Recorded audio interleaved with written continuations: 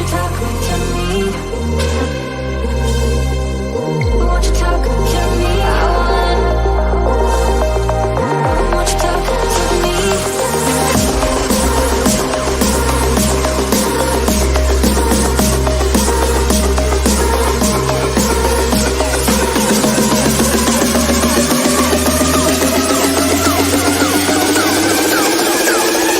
What makes this happy fast?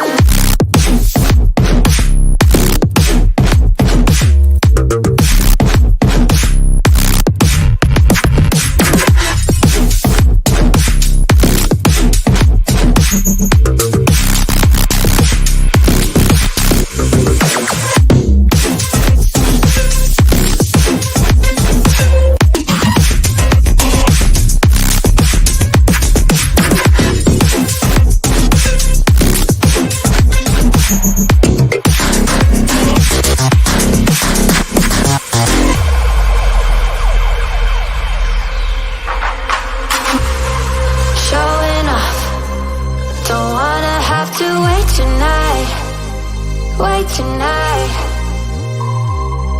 better off. I'm gonna find my way tonight. Way tonight. Won't you talk to me? I wanna heal your sorrow. Won't you talk to me? We'll make a new tomorrow. Won't you talk to me? One night to find the answer. Won't you talk to me? What makes this heart beat faster?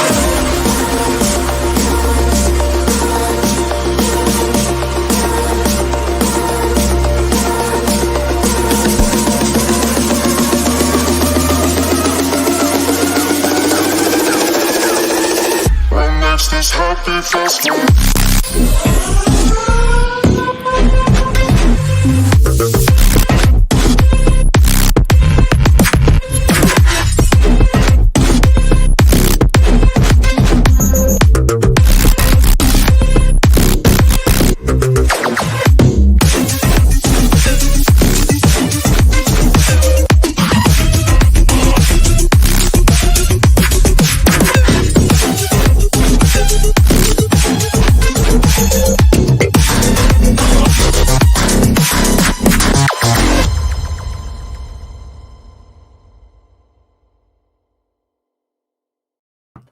Eugene, I love that track. How are you, Eugene? How are you? Yeah, I'm doing well. How are you doing, Mr. K? Not too bad. It's good to have you back. How's work? How's your sleeping going on? Work. Yeah, just had about 4 hours sleep, so sleeping is going okay. Yeah, I'll get back to sleeping later. Yeah, so you got some time off. You got some time off to spend on the stream. Yeah, some time off. Yeah, my off day today. So Eugene, today my time. Yeah. Anything interesting happen over the weekend? We didn't lose. Yeah. We didn't lose. Okay. Yeah, that's a good one. I don't know. To me, it felt like a win. To me, in the end, I felt like going in, we expected to lose, right? And as the game went by, we looked like we had more chances to win, right? We had the chance to win, but we didn't take it. But I'll take the point. It's Liverpool, right? It's Liverpool. Yeah. So, I mean, look, I tell you the truth, for me, it was where I think we won because we got some of our players to play for our team during the 90 minutes. And these players, that seems like winning. That seems like winning, after the long legacy of the Levy Gate. But do you think, shall we step back and have a quick look and see who's arrived? People are starting to trickle through. I know there's been a few streams tonight, so let's just have a little look. Popping back. Now I noticed over here that Mr. K, hi everyone, in Conte I freaking trust. Come on, you Spurs. I noticed my comments first, Eugene. Yeah, and it's ahead of your one, which is hi everyone, welcome to Talk to K and WillStewartTHFCRants. Your one's second. Now, I did look earlier. I think maybe yours was ahead of mine, but technically, according to this, I win. Yeah. I've been practicing while you've been away. Listen, Kuva99's in the house. Hello, all. Hello, Kuva. Big up, Kuva. PC Matt's in the house. PC. Okay. I need to say, Will's taste of music is weird. it kind of vibes. I don't care. It gets me up and going. Johnny gets in the house. Mr. K. Who do I send the bill to for speakers? It's definitely. No, I don't take no responsibility there. Salary agents in the house. Good on you. Yeah. Morning, Neil. Morning. And Shane Black's in the house. Hi, Mr. K, Eugene, and brothers. Yeah. And Good morning, Graham's in Shane. the house. Graham, GRL 58. Graham. Graham. Evening, Mr. K and Eugene. Graham's in the house. George is in the house. Hi, Mr. K. George. Eugene. Eugene, this game that we had over the weekend, it was kind of a bit special in my heart because, believe it or not, I think a lot of people out there are saying around and saying that Winks got man of the match or should get man of the match or was the best player that we had in our team. What's your take on that? I mean, did you enjoy what Winks did on the pitch, or do you think that's just something that we always needed him to do? Which basically means you enjoyed it, right? No, to tell the truth, that what Winks did, I think, is more on, I think, how you say it. Like Stel's been saying, right? Winks been played out of position for so long, and recently when Conte coming in is using him as what he can do. But will he be what they say down there? Oh, yeah. You mean this guy here? Oh, no.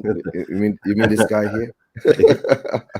Yeah, Scott M saying hello, Mr. K, and who's that handsome gentleman you are beside? You have beside you. Yeah, Scott. Yeah, that's Scott being nice at the moment before he starts. I think it's basically saying you look a bit younger. But talking about younger, Sessinon, younger player, out on the pitch, does good, and he's got another injury off for 10 days. Again? Yeah. Must have difficulty. Did you not hear about it?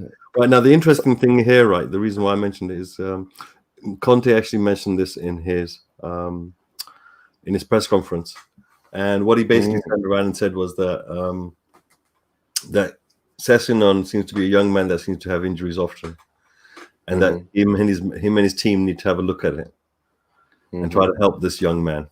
And you know, whenever Conte picks up a project to do, like he did with what's that striker now in Chelsea, Lukaku. Whenever he picks up a medical project, he does quite well in it. Kim B's in the house. Good evening, my beautiful Spurs family. Mwah, mwah, mwah. And Shane back, of course. Everyone's going to say hello to Kim. So, was there? What about Sanchez? Did you like the way he played? Okay. Was there anyone that you thought in our defense that was a little bit shaky apart from Emerson? Davis. Out of position and giving the ball away in the penalty box. Yeah, what come on. It's still Davis, right? Davis, right? Yeah, so we've got very few days, I think. We've got 9 or 10 days. Transfer window opens. Wish list comes apart. But in between now and then, we've got 3 matches? Most probably we do. Yeah. So we're gonna have to Kim's over here saying that Sanchez had a good game. She thought, there you go. She's surprised that Sessinon again. Yes. Now coming back to Sessinon, one of the things which I wanted to have a little look at was we seem to have players which incessantly seem to get injured on a regular basis. And when they turn up, we have all this hope and aspiration for how they're going to blossom into our team and create themselves into legendary status. But for one reason or another, month after month, 6 months after 6 months, year after year, they seem to be plagued with injuries. The Celso is the current one. And since he's come to the club, he's had major injury after injury. Who else has come in? Romero. Well, Romero, I mean, I don't know. That's a bit harsh, maybe. I defer on that one. Because he played an awful lot of games in the previous season, so that shows you the pedigree of the type of player. He doesn't seem to have that. But as far as Sessinon is concerned, here's another one. Bergwijn seems to be picking up a lot of injuries every now and again. That seems to pop up with him. And I think to myself that we have a system. But Stevie B at the moment is okay, you see. But I think Stevie B at the moment, his problem is not injuries. His problem he can't see eye to eye with Conte, or I've noticed that when he does play, he'll pick up a niggling injury here or there. That's something. When he does play, when he actually does get onto the pitch. Now, I've heard some fans turn around and say that there's a fitness issue, and I'm thinking to myself, under Conte, the word fitness gets redefined, right? So I don't think anyone can question whether or not anyone that we see on the pitch is not conditioned properly, because Conte wouldn't be putting them on the pitch if they weren't conditioned in the first place. That's a fact. You know, we've got many more people that popped into our chat here. George is saying that striker incoming. I certainly hope so. He's going to have to be parachuted in. Mr. DP, hello. Prayers to you and to Bob and Kim. And so, so basically prayers going out to Bob Spur. Yep, everyone out there. Of course. Some wishes from the hearts or prayers towards Bob Spur. Medically speaking, he could really do with it. I think all of us as a family could really, you know, there's one thing good about us. We genuinely like to think about each other. Fez in the house. Big up, guys. Any news on Bob Spur, please? Wishing him a speedy recovery. Kimby, we would like to have a permanent crack at Tottenham, don't we? Come back to that one. Oh, Brian Daigle's in the house. Yes, everyone. How are you all? Yeah, good to see Brian. You, mate. Good to see you. Shamu's in the house. Shamu nearly got taken out by some dude going through a stop sign at 80 kilometers plus. Had to slam the brakes on, nearly ripped on my days. Yep, looks like that's one thing about life. You just can't count your apples, man. Yeah, right. Good morning to Shamu. Good morning to Shamu in New Zealand. That's right. It's very early over there. Jamie, players are more expensive during winter. Right, but Levy needs to make a statement to back Conte. Just get Holovic. Fuck's sake. 85 million, 80 million. 85 million pounds, 100 million euros in the January transfer. I'm saying, what do you reckon? You reckon get away with it? 85 million. You think Levy's gonna spend 85 million pounds on a player? I think he'll go to 75. No. He'll most probably bring it down to 65 in a bag of chips and some Guinness. That's all. Do you reckon he can do it though? I don't think he'll spend even 30 million in the January transfer window. Talk about being. Yeah, but you know, someone went out there, thought exactly the same thing, and ended up with a tattoo, right? But that's getting in a manager. That's different, right? Yeah, but the second part of this statement is Levy needs to make a statement to back Conte. Because Conte's done what he said he's going to do. He goes, look, if I can't get no players in, then I'm going to have to raise the level of our current players individually. And as a whole, they'll all go up and make the whole team rise. In other words, if I don't have a choice, then this is what I have to do. Dude, I listen very carefully to everything Conte says. And, you know, I realize this guy doesn't mince his words. I know. But Conte is going to find out, right? We have a bunch of players, right? When he pushes them too hard, train them too hard, they'll get injured. Okay. That's why George was saying over here. Did you see Stevie B's last game for Holland was absolutely awesome? Did he not get injured when he was going out for international? He did get injured the first time. Then when he came back, the second round of games that he was much better. Then after that, when Conte came in, he started to be out of his plans. That's all. That's how I see it. Right? Maybe Kim is basically saying that Bobby's unwell, but he's stable. Yeah. Right. Yeah. So that's get well soon, Bob Spur. Exactly, George. Yeah. Right. Yeah. Cody Mack's in the house. Cody Mack. Right. Hello, gentlemen. He says. Honestly, I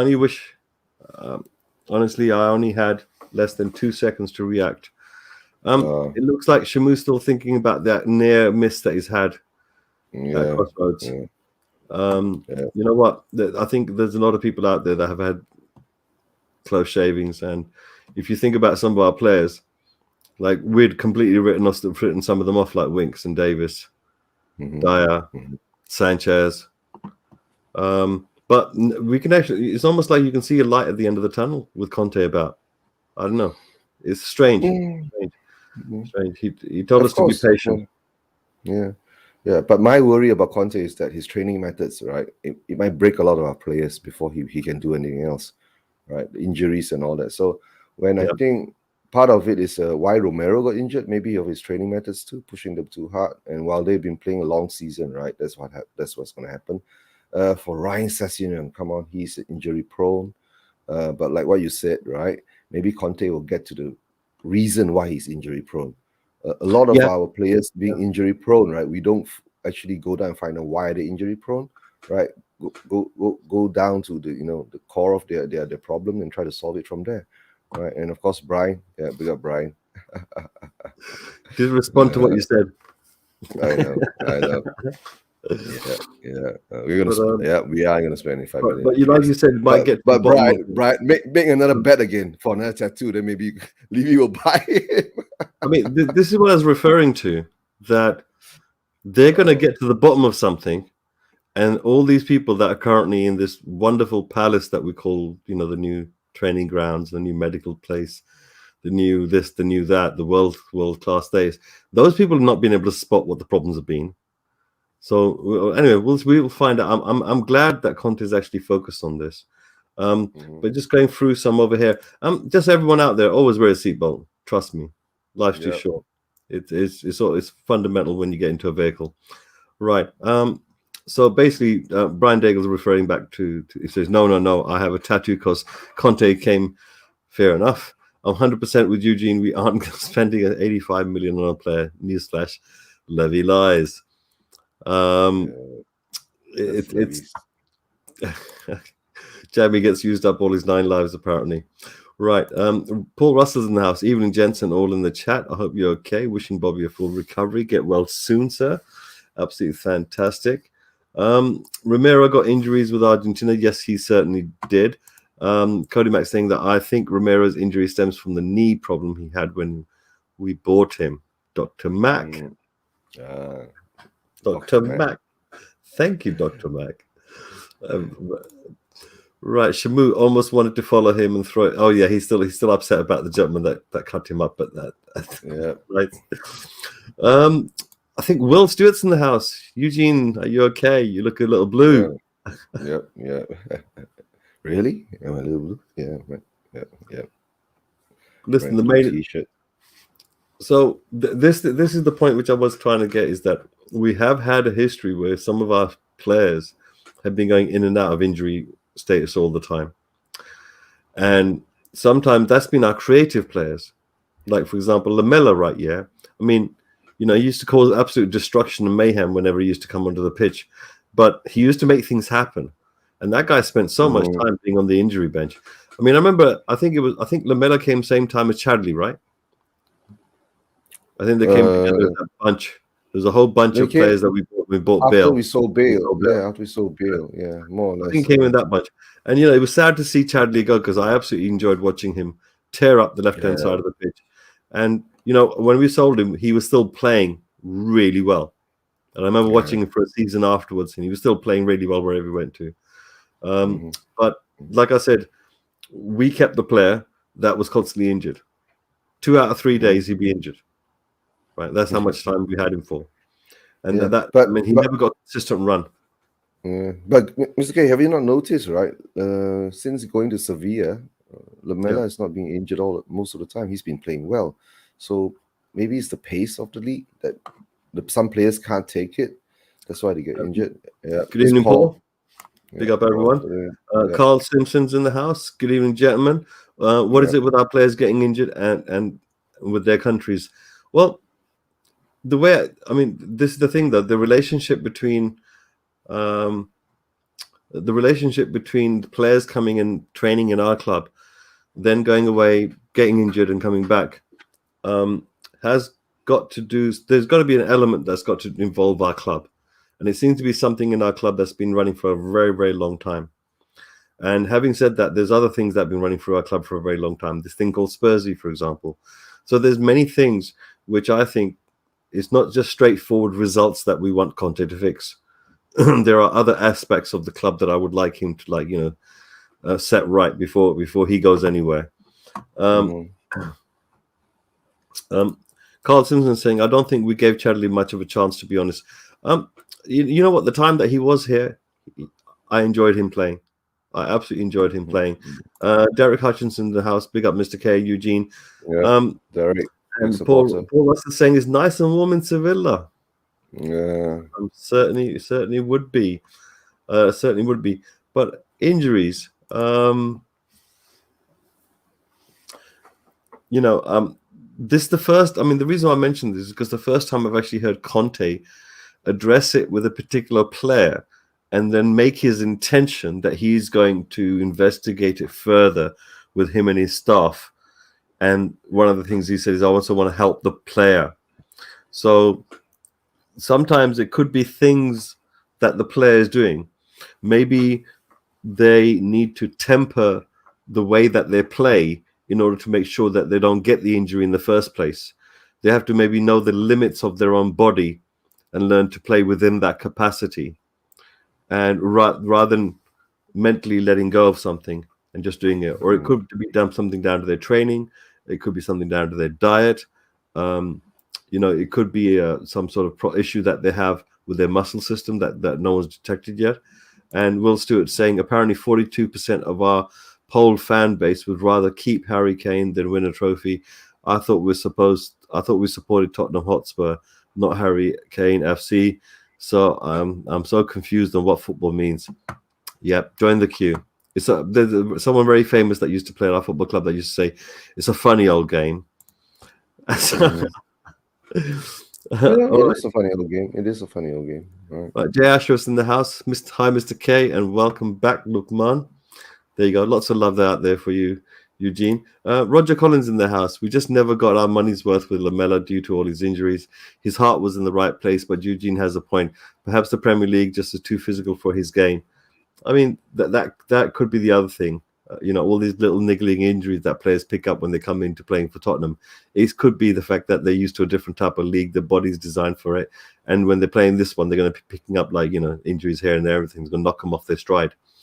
Will Stewart saying, never thought I'd see people put a love for one player exceed the excess of the club. I think Will Stewart's probably still on about Kane, isn't he? Yep. What's Kane done this week? Has there been a bad spanking that we need to give Kane? The spank of the week for Kane. I don't know. Maybe. No, I think because the January window is coming close, right? So if we are supposed to spend about 85 million pounds on a player, we have to sell one first, right? So the biggest tag there will be Kane, right? So we sell Kane. That's a fat purse. Looking at what 150 million for the player currently as is. I don't think Kane 120 up front, maybe some extra bits and pieces to be paid later. I mean, even if you structured it like that, then I think Levy would take it. Yeah, but who's going to pay 120 million pounds for Kane, who's just scoring 2 goals now at the moment? After how many games? After 15 games, right? Not including all those been delayed or postponed or whatever, right, in the league. So I think if Kane goes, I think maybe 85 million pounds would be a good price now. That's how I see it. Right. No, I think you're certainly right. I'm just going to quickly scroll down. I mean, the thing is that we're not going to lose Kane right at all, right? So I don't see him going in the January transfer window at all. I think he's basically going to turn around and stay there for a second. Oh, okay. You better go slow down. I think that's what Will did. Right.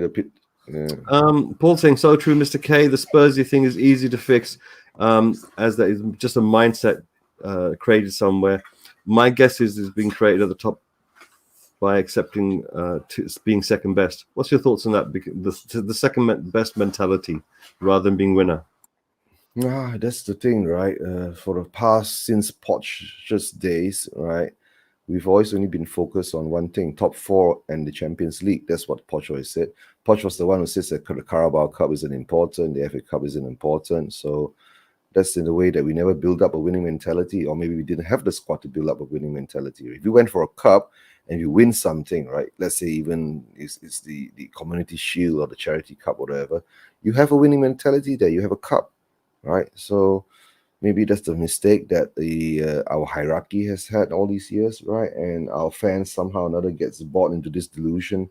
Top 4 is better than a cup. So he'll ride on it. He'll just ride on it. And after so many years of, being in top 4, and all of a sudden the past 3 years we are not. So the fans feel a bit, the pain is there. The pain is there. But if you had a cup along the way, right, then the pain wouldn't be so painful then. But without a cup in 13 years, right, and now don't forget, we got disqualified from the Mickey Mouse Cup of Europe. I was going to come on to that in a minute. Okay, let's just come on to it now. Listen, Conte is saying that basically there's still some steps that need to be taken in order for us to be completely kicked out of that cup. I kind of agree. Look, maybe it isn't, but at the end of the day, as far as I know, we're out of that cup. And I personally was dithering this way or that way. I was thinking, yeah, man, we need to remain in Europe.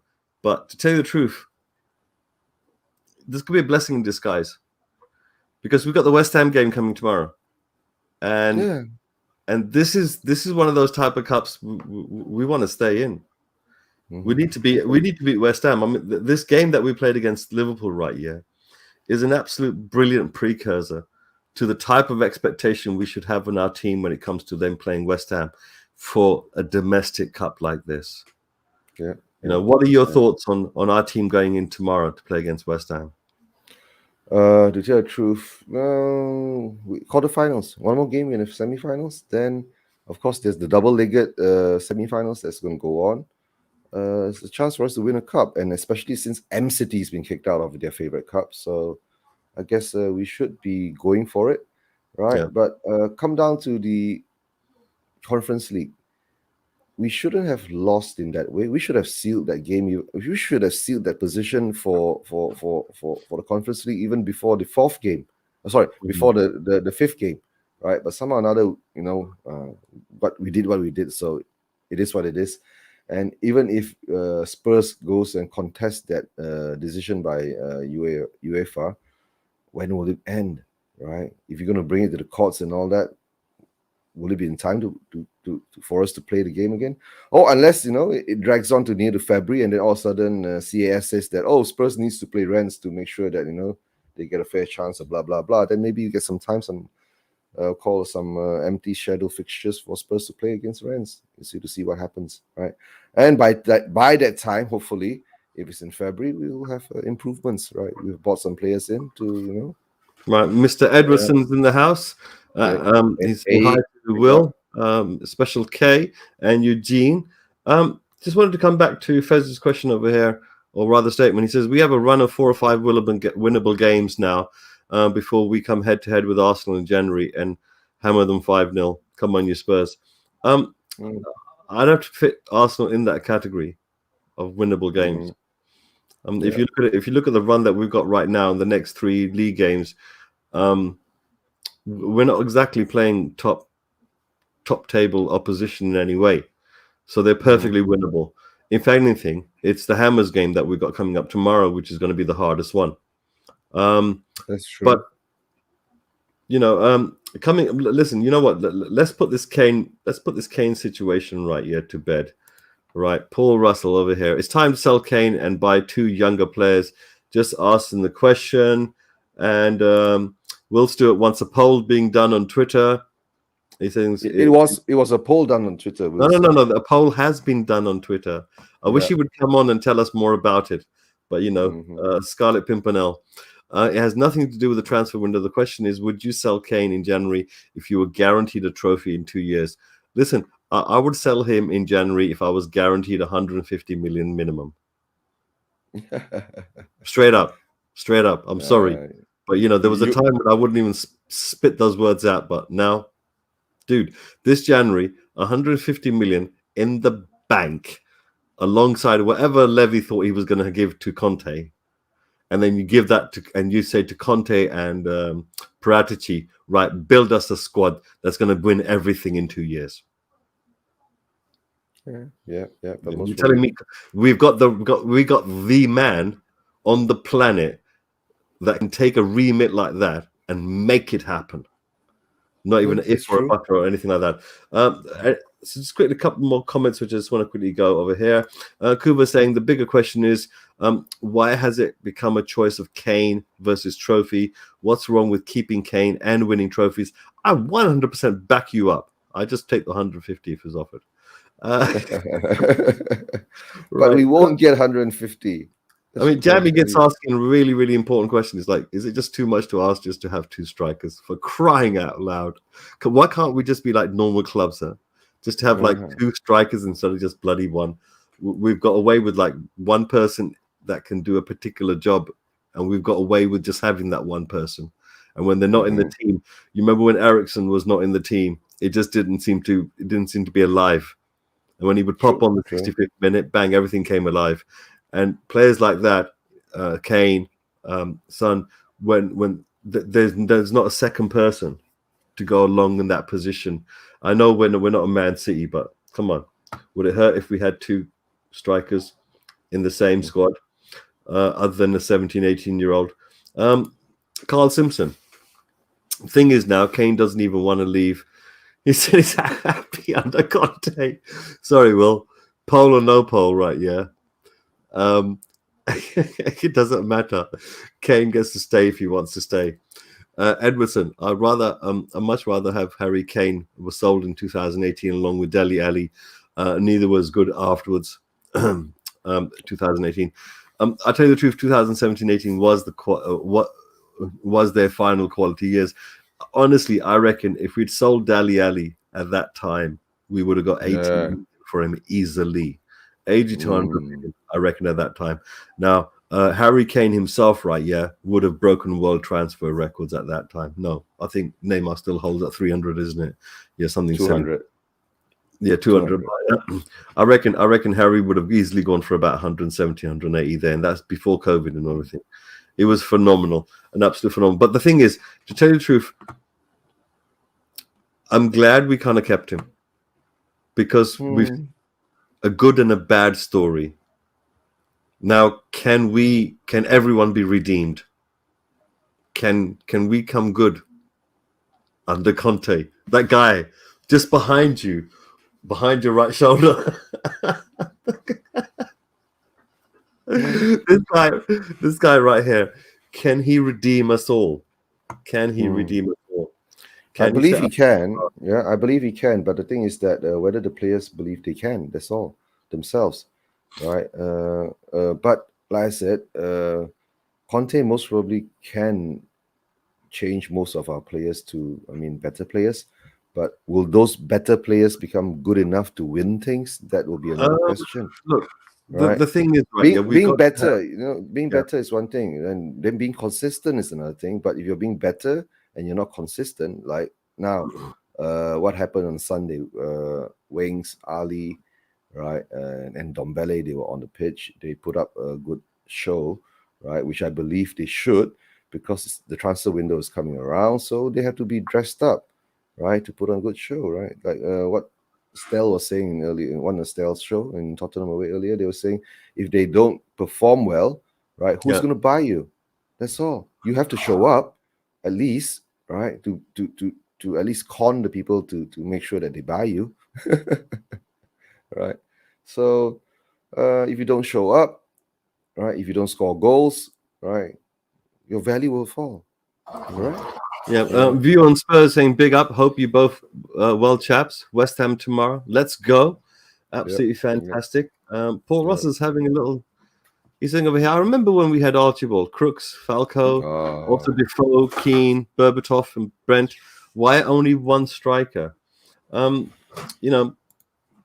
will say over here. Harry Kane is on fire. 1 goal in 1 appearance this week. Everyone jump up and down and say hallelujah.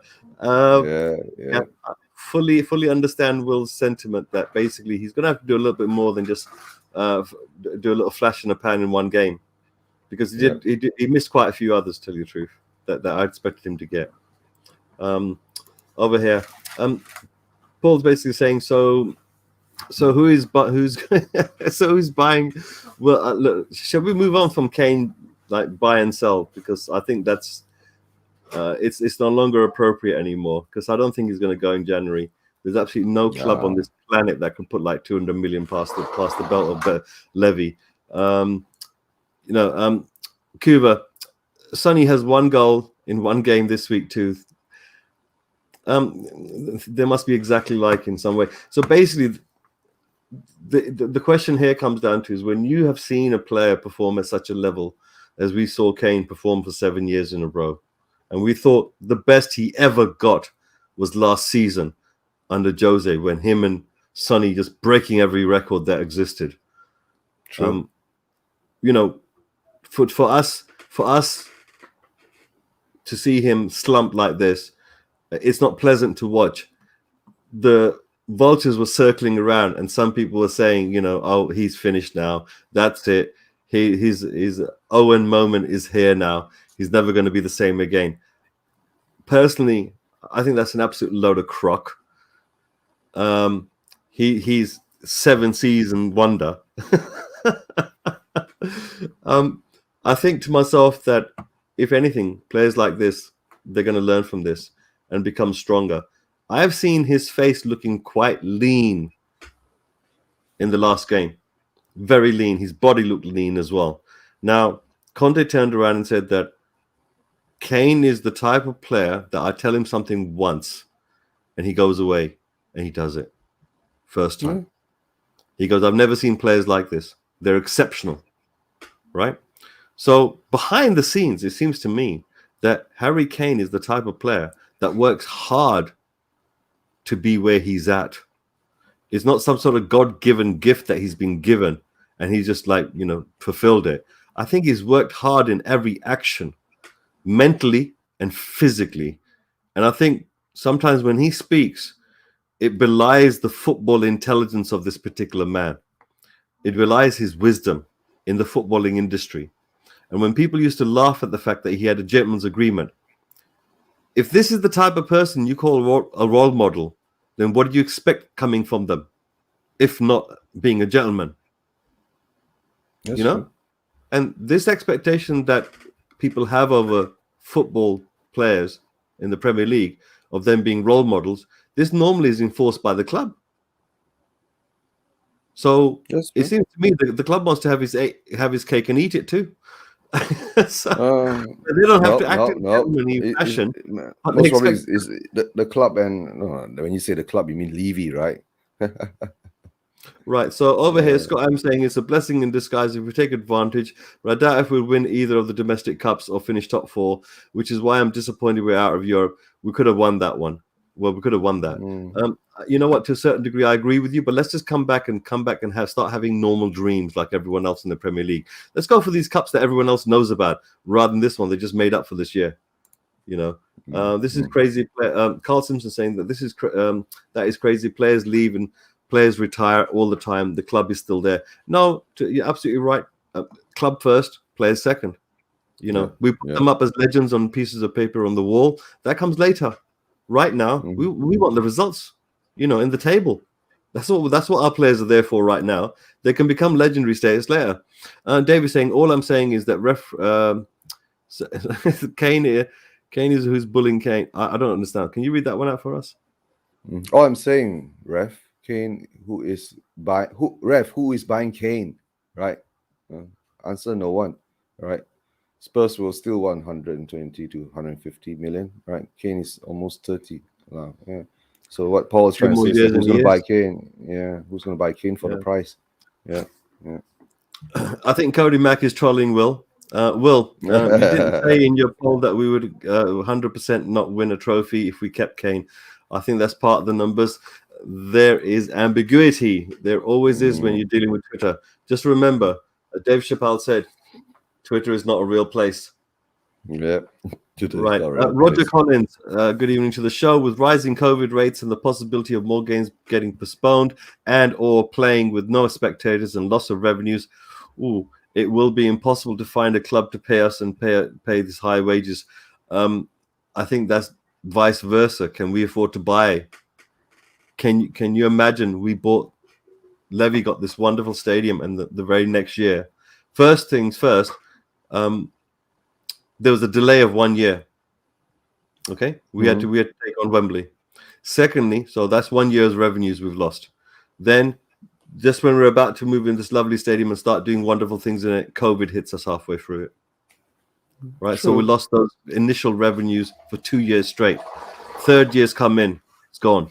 So I think to myself that, you know, this is, our purse strings are tight.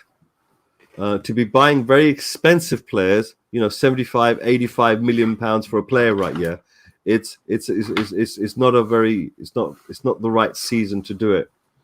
So I'm just going to quickly just scroll down here. Right, what do you think about the celebration against the goal in Liverpool? Eugene, what do you think of that goal when he scored? What do you think of? I think it was more like a relief to him, right? That he's put one in the net after so many games, right? So I guess the celebrations, I guess it's a celebration. At the moment now, the way the things is going, right? Maybe we take too much in the reaction of the players, but I believe that it's a good step, one step at a time ahead for Kane, right? With Conte around, right? Hopefully, Kane will bang in more goals. And hard to say. We do have a few games that we can actually. Yeah, I mean, Dave's saying over here that if Kane keeps on going, if he's playing so badly, his value will drop, and then it won't be worth selling him. And I think to a certain degree that the cards are really in between the hands of Kane, as they always have been. And you know, if Levy tries to get in his way, then this is the type of thing that we get. But right now, I'm on the positive. I think Kane is on the up. I'm gonna turn around right here and say, you know what, things are starting to happen, which is good. Oh, the truth sets free. He's in the house. Good evening to you, Will THFC. Honestly, well done. That question really divides people's opinions. You're finding out if they really care about trophies more than players. Interesting, albeit hypothetical. Yeah, this issue is always going to come. How much do you love the player compared to how many trophies you can guarantee? Look, the Twitter poll right here, I'm not going to go too much into it because I didn't actually participate with it myself. But let's just, you know what? I will agree to the statement over here that Cody Mack is stating. Kane is world class. Always has been. Yeah. Right. That one gets me directly there. But anyway, Paul Russell, we need to show ambition. Cassie Wages. Has anyone figured out how to pronounce that? Diverge. Right, okay. Looks like he won't sign a contract with Inter and has sung Conte praises. Velvich is 70 to 80 million. I agree. That's 120 million altogether. Sell and recoup some money. You know something? I would say that we could look. If you had 100 million to spend right here, then buying a large chunk of it on one player, you know. Look, shall we say wait and see what happens? No, but let's say we sell Wings, Ali, and Ndombele. Can we raise 100 million there? That's my question. Right. Truth sets you free. Since Kane is our only chance of winning trophies, I don't think he's our only chance of winning trophies. I think that he'll definitely be part of the equation. Right. Yeah. We cannot have a team winning anything if we just rely upon one player to do all the scoring. Yep. I'm sorry, it has to be a system that creates the goal scoring chances and people scoring goals. Right now we've seen people come from our centre back position to come forward and score a blooming goal. So the system that Conte is putting together, it means even the goalkeeper is dangerous. I'm beginning to get excited, because I'm starting to look a little bit more into the details of how Conte is going about changing our system right now. What is he changing it to? What is his plan? So we're just going to quickly scroll down a bit further over here. 233. I think Kane is much more irreplaceable than people think. Very naive. I tell you the truth, you cannot find another player on the planet. No matter which rock you look under, you will not find another player on the planet that will give you what Harry Kane gives you. It's not so much that he's just a world-class player. He's a world-class player that loves the badge he's wearing. That's very hard to find. It's very hard combination to find. Honestly, you cannot find combinations like that. Protomax in the house. Big up Mr. K and Eugene. Big up to you. Jamie Git, we want players that love Spurs. that is a statement. As a Spurs fan, that's the number one thing you want more than anything else. I think to a certain degree, I think, Will Stewart's right about all the stats about Lamela, but the reason why some fans still love Lamela is because the way Lamela loves the shirt. And the badge. He's the type of player I want on the pitch when an opposition player, starts to get a little bit aggy or something with one of our players. He's the type of player I want on the pitch because he'd get in there and get his foot in there. You want people to represent. You want the team to hang around with itself and back each other up when it comes to aggro.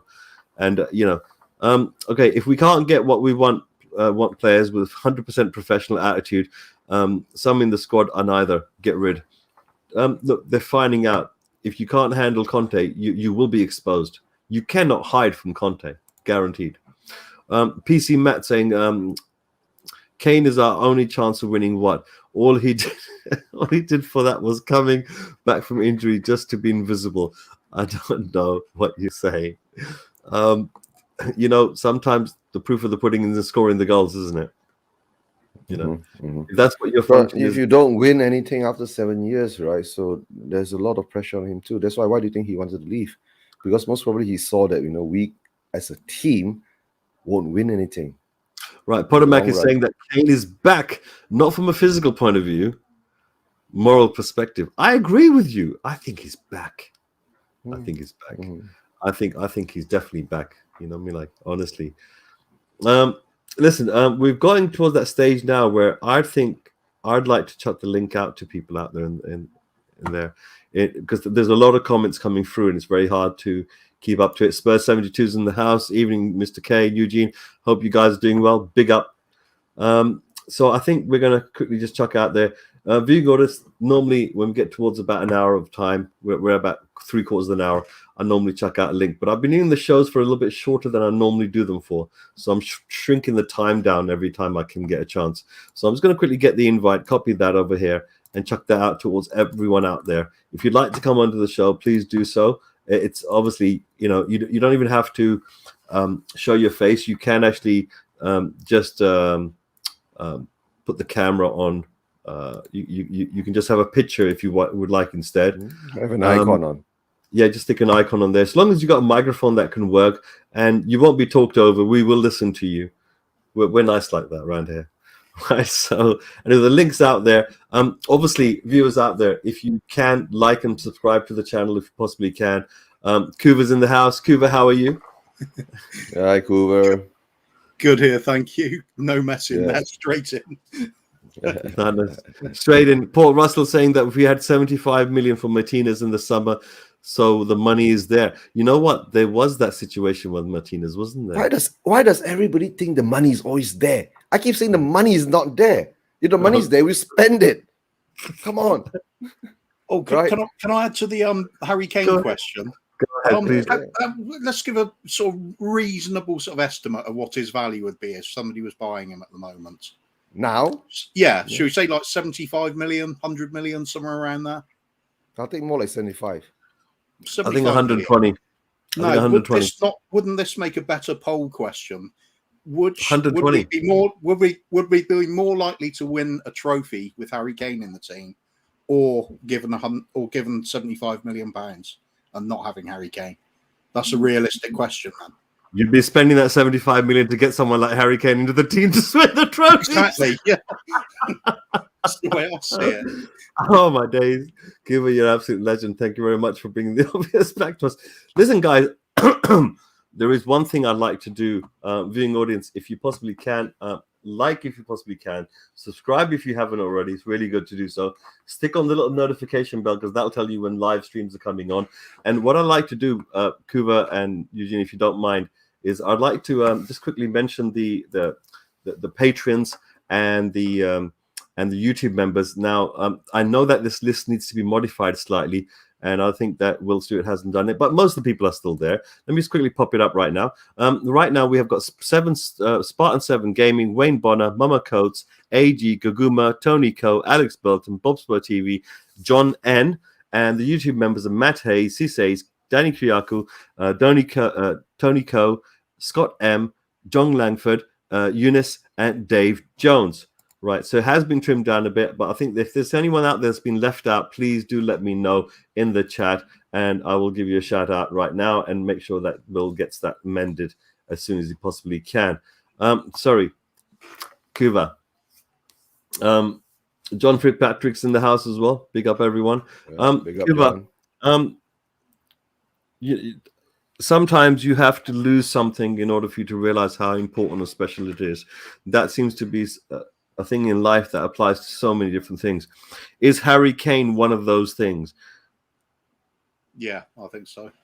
At the moment, I mean, somebody even vaguely like the way he plays. I mean, the only ones that spring to mind would be someone like Cavani or someone like that.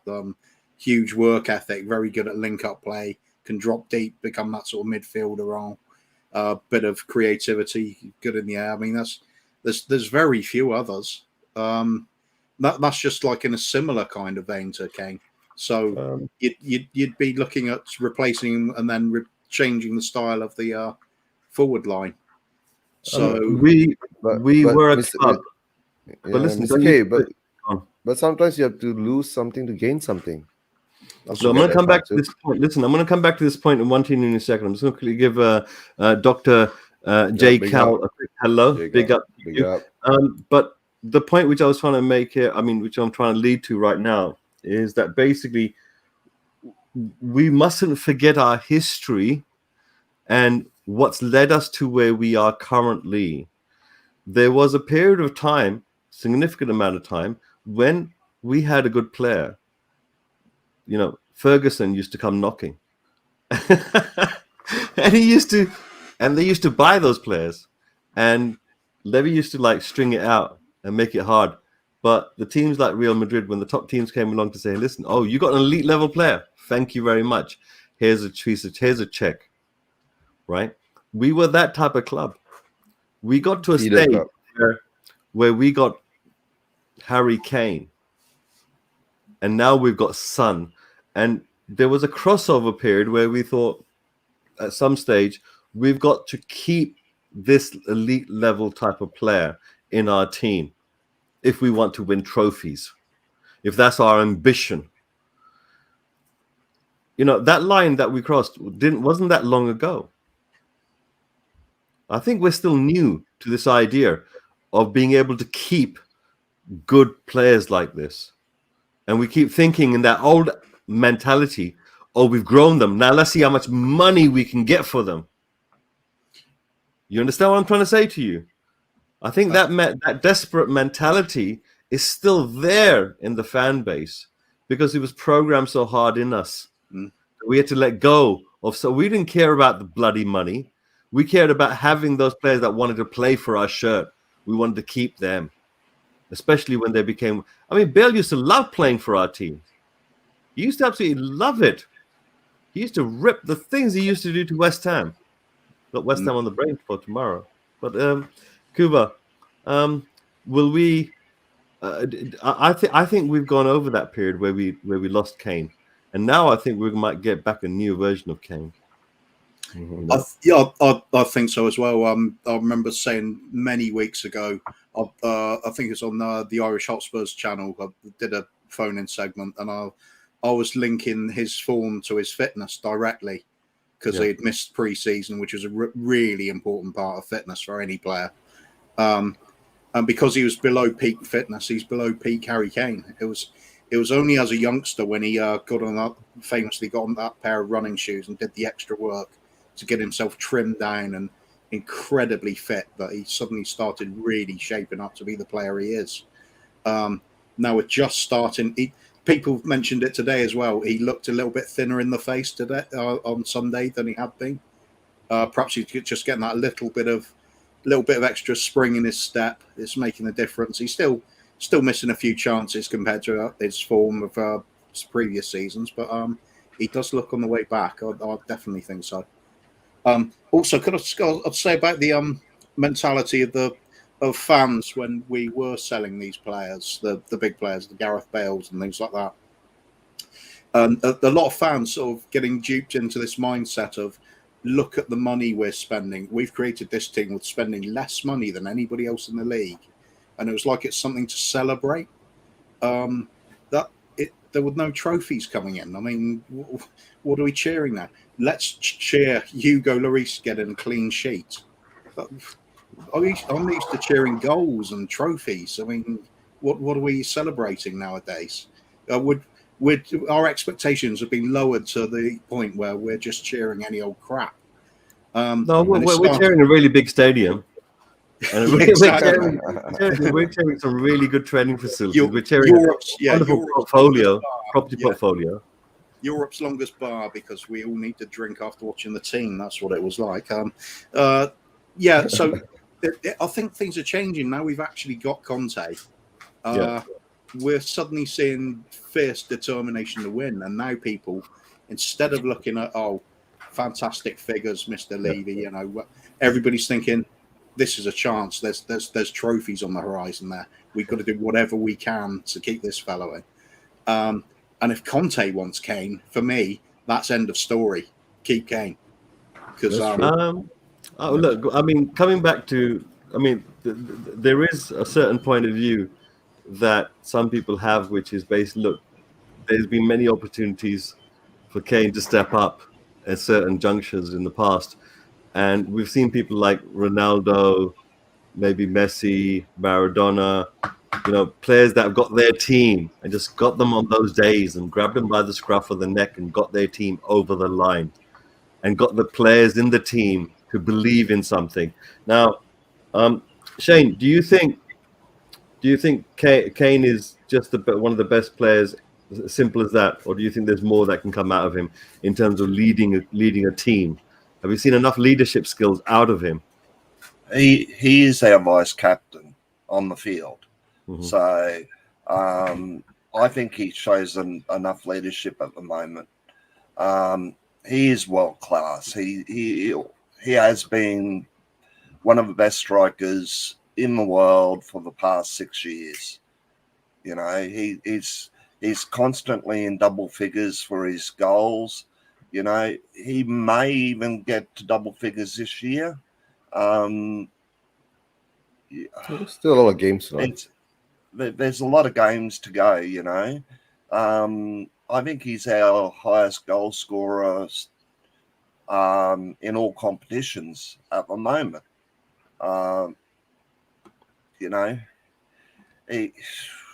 It's difficult. I'd sell him if we won an FA Cup. It's. I mean, are we presented an opportunity right now where we have a manager like Conte? We've got two players like Sonny and Kane. We've got someone like in the midfield, like someone like Skip and Højbjerg that are there already. We've got in defense, we've got a Dyer that seems to be learning his ropes properly as a central defender in a system that he's being taught to understand, right? Because this defensive system that Conte has is slightly different from previous defensive systems, whereby there's one central defender that's in the middle that's got the vision of all behind him. And that's the type of system he's trying to play as a central defender in a 3-defender system. I absolutely love the 3-5-2. That system suited us to a T. I don't think Ndombele had the best game on the weekend. I probably would have liked to have seen Lo Celso in there, maybe, because Lo Celso activates a press. We need that high press, which is Conte's system. Is that high press, high turnover, quick ball through to Sonny and Kane on the counter, goal. Kane looks like he's getting back to some of his best. Some of that best. I mean, there were chances that were created in that game that we had against Liverpool. Now, to get to the opportunities shows how good we've become. To finish them off, we weren't quite fully there. Is that fair to say? It's fair. It's fair to say. That's what I'm saying. Yeah. You know, if he can turn a player like Winky, as he calls him, Winky, into a baller. I know it's only one game, but you know, if he can turn Winks into something, you know, near his peak, you know, why can't he do it with Kane? Why can't Kane turn it around? And as you rightly did say, I did notice how slim and lean and keen Kane was. Yeah, you know, Kane was firing on all cylinders. Yeah, he missed a few chances. Yeah, some of them were easier than others, but he should have buried that header. It was just, you know, normally he would have put that into the back of a net, but it was a quick, fast chance. So maybe his reflexes aren't as good as what they used to be. I think there's a certain. I think that the players in the past, the last few games, when it comes to Kane and playing alongside the other players, there's a certain thing which hasn't been clicking 100% with them, compared to what we've seen them of last season. What we saw them do last season was miraculous. You know, something's broken a little bit in that, and now something new is being formed. And you know, I think it's just the first few steps. So I think that will get better over time. There seems to be a dynamic change in the way that the team plays, because one thing Conte wanted to do was he didn't want to center the whole team around one player in terms of the whole playing style. So therefore, other players have to come into it when it comes to scoring goals. When Moura scored a wonderful goal, Conte said, "Yeah, that's fantastic, but I want him scoring goals like every time he plays." Yeah, you know, I don't want him on the pitch unless he's going to score a goal. Can I switch from one end of the park to the other? Talk about Hugo Lloris. You know, I reckon he's been our best player over the last, you know, few weeks. He's been pulling off saves like he was a 22-year-old, you know. And, you know, his reflexes are like quicker and faster than ever. Are we gonna offer him a new contract? Is it going to be a year? Is it going to be 2 years? Or are we going with the backup of Galini? Well, the thing I think Galini is that player that's always no. When it comes to Lloris, right? Yeah, he hasn't. When does he ever miss a game? When does he ever miss a game unless he's injured? I mean, when does he ever play too many games? This guy has been Mr. Consistent for such a long time.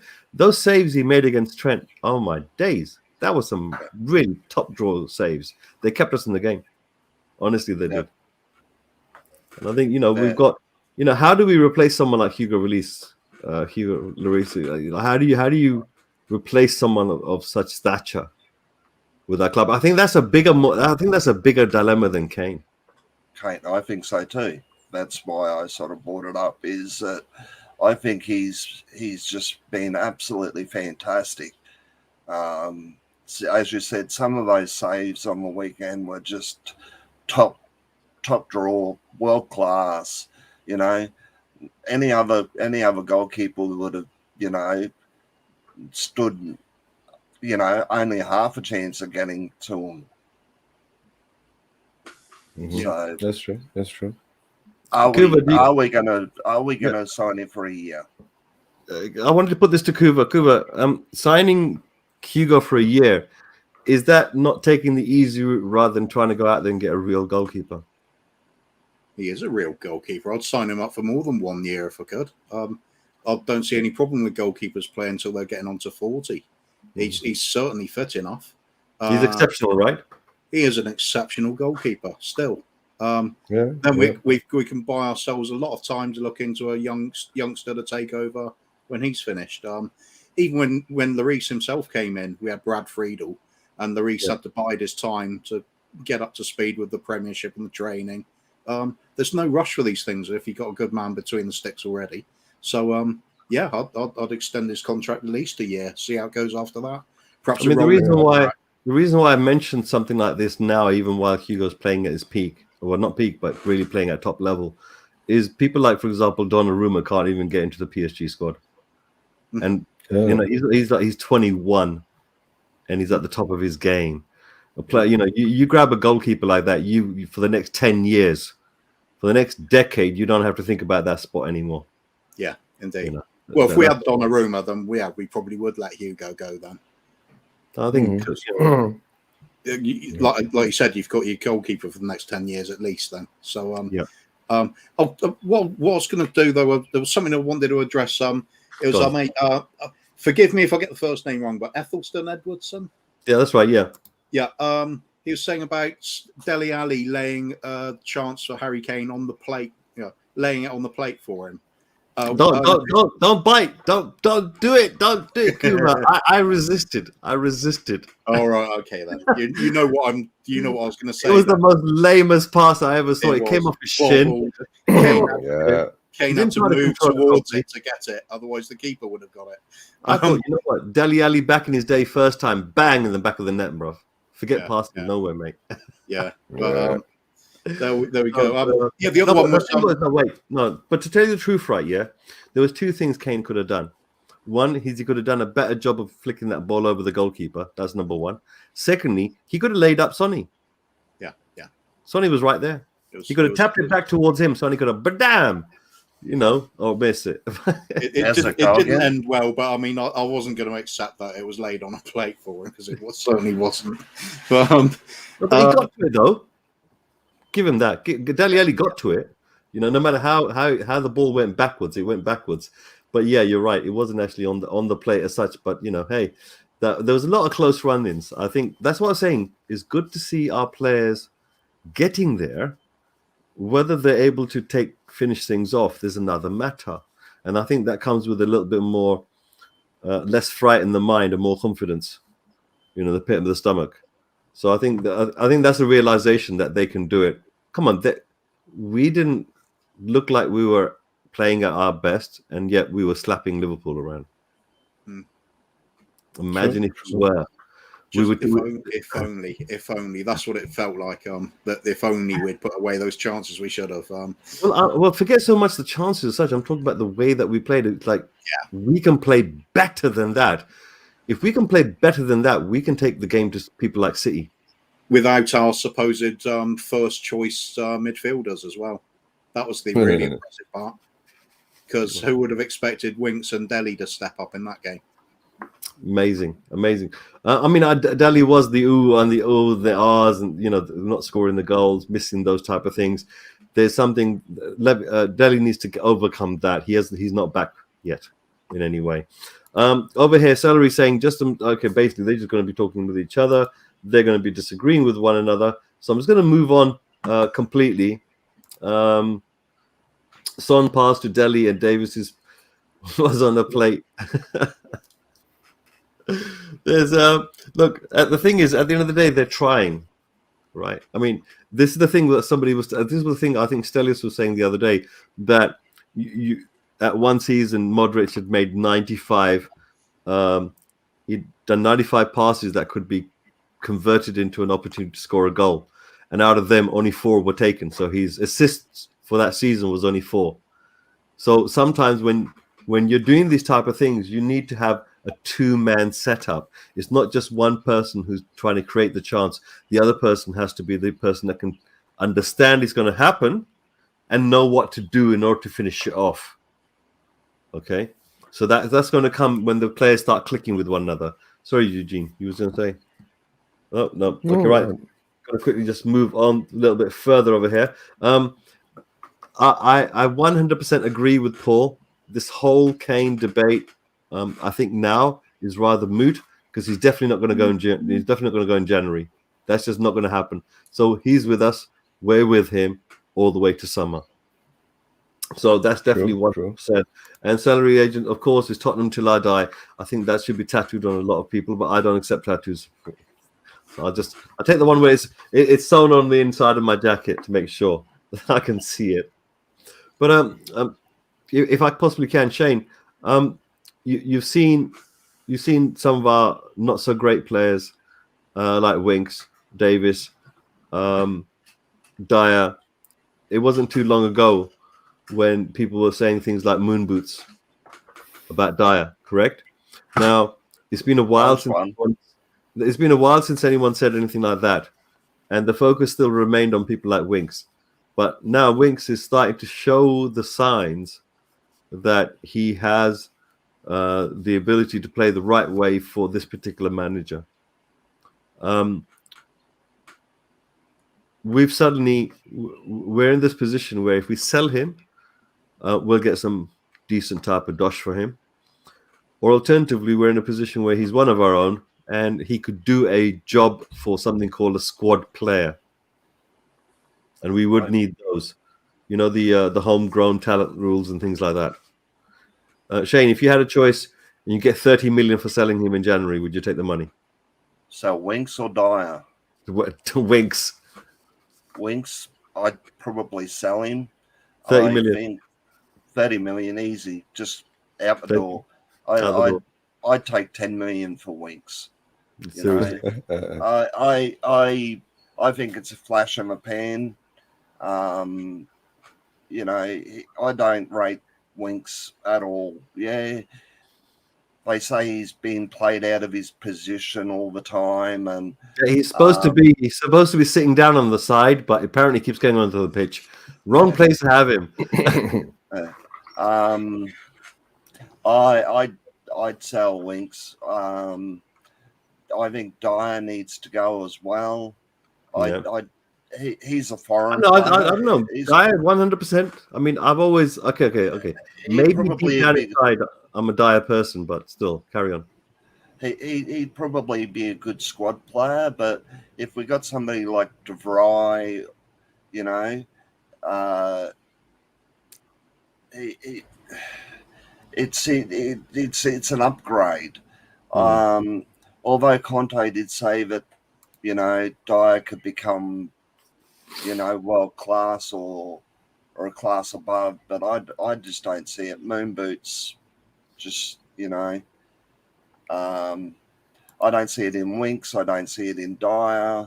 I don't even see it in Emerson Royale. I think Emerson Royale's just too clumsy.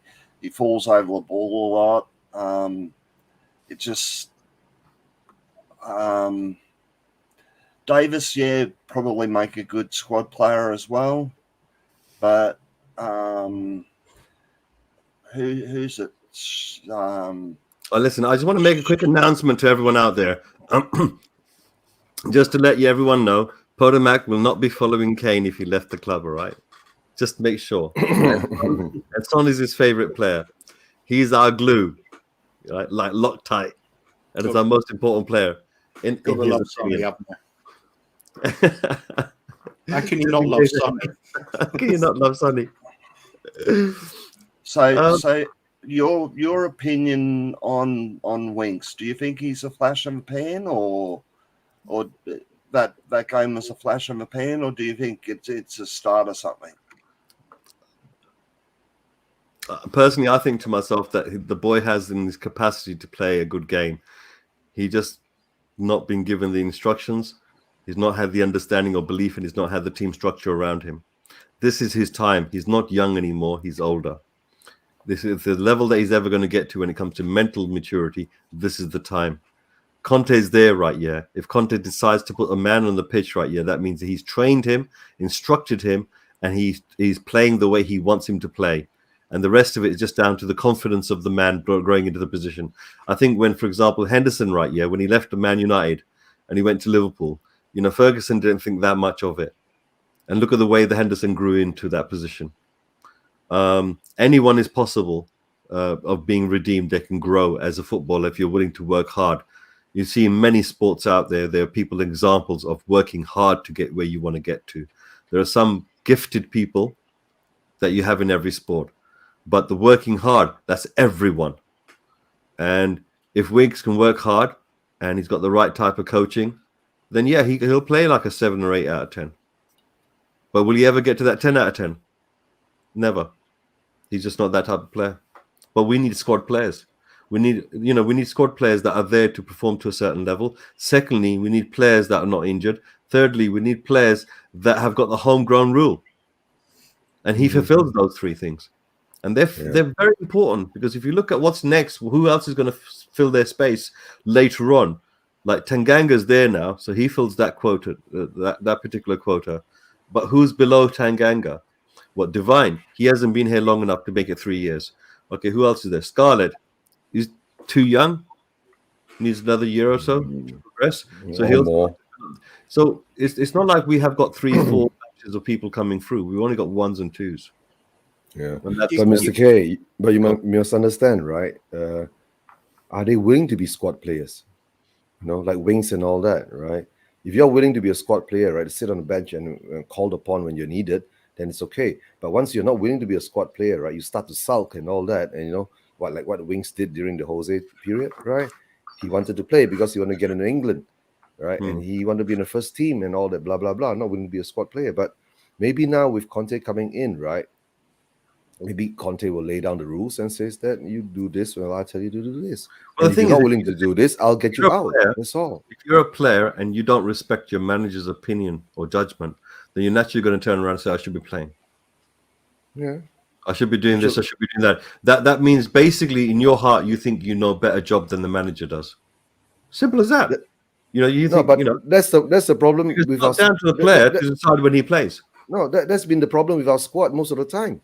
For the past few years, haven't you noticed that since ever Poch left, right? Jose came in, and then the players started demanding, I want to play, right? Even Ali was, but Jose had to use what he had to use. Then, of course, after Nuno came in, everything went downhill, right? Yeah. Right. So we at least we have Conte in. Conte is a hard man, right?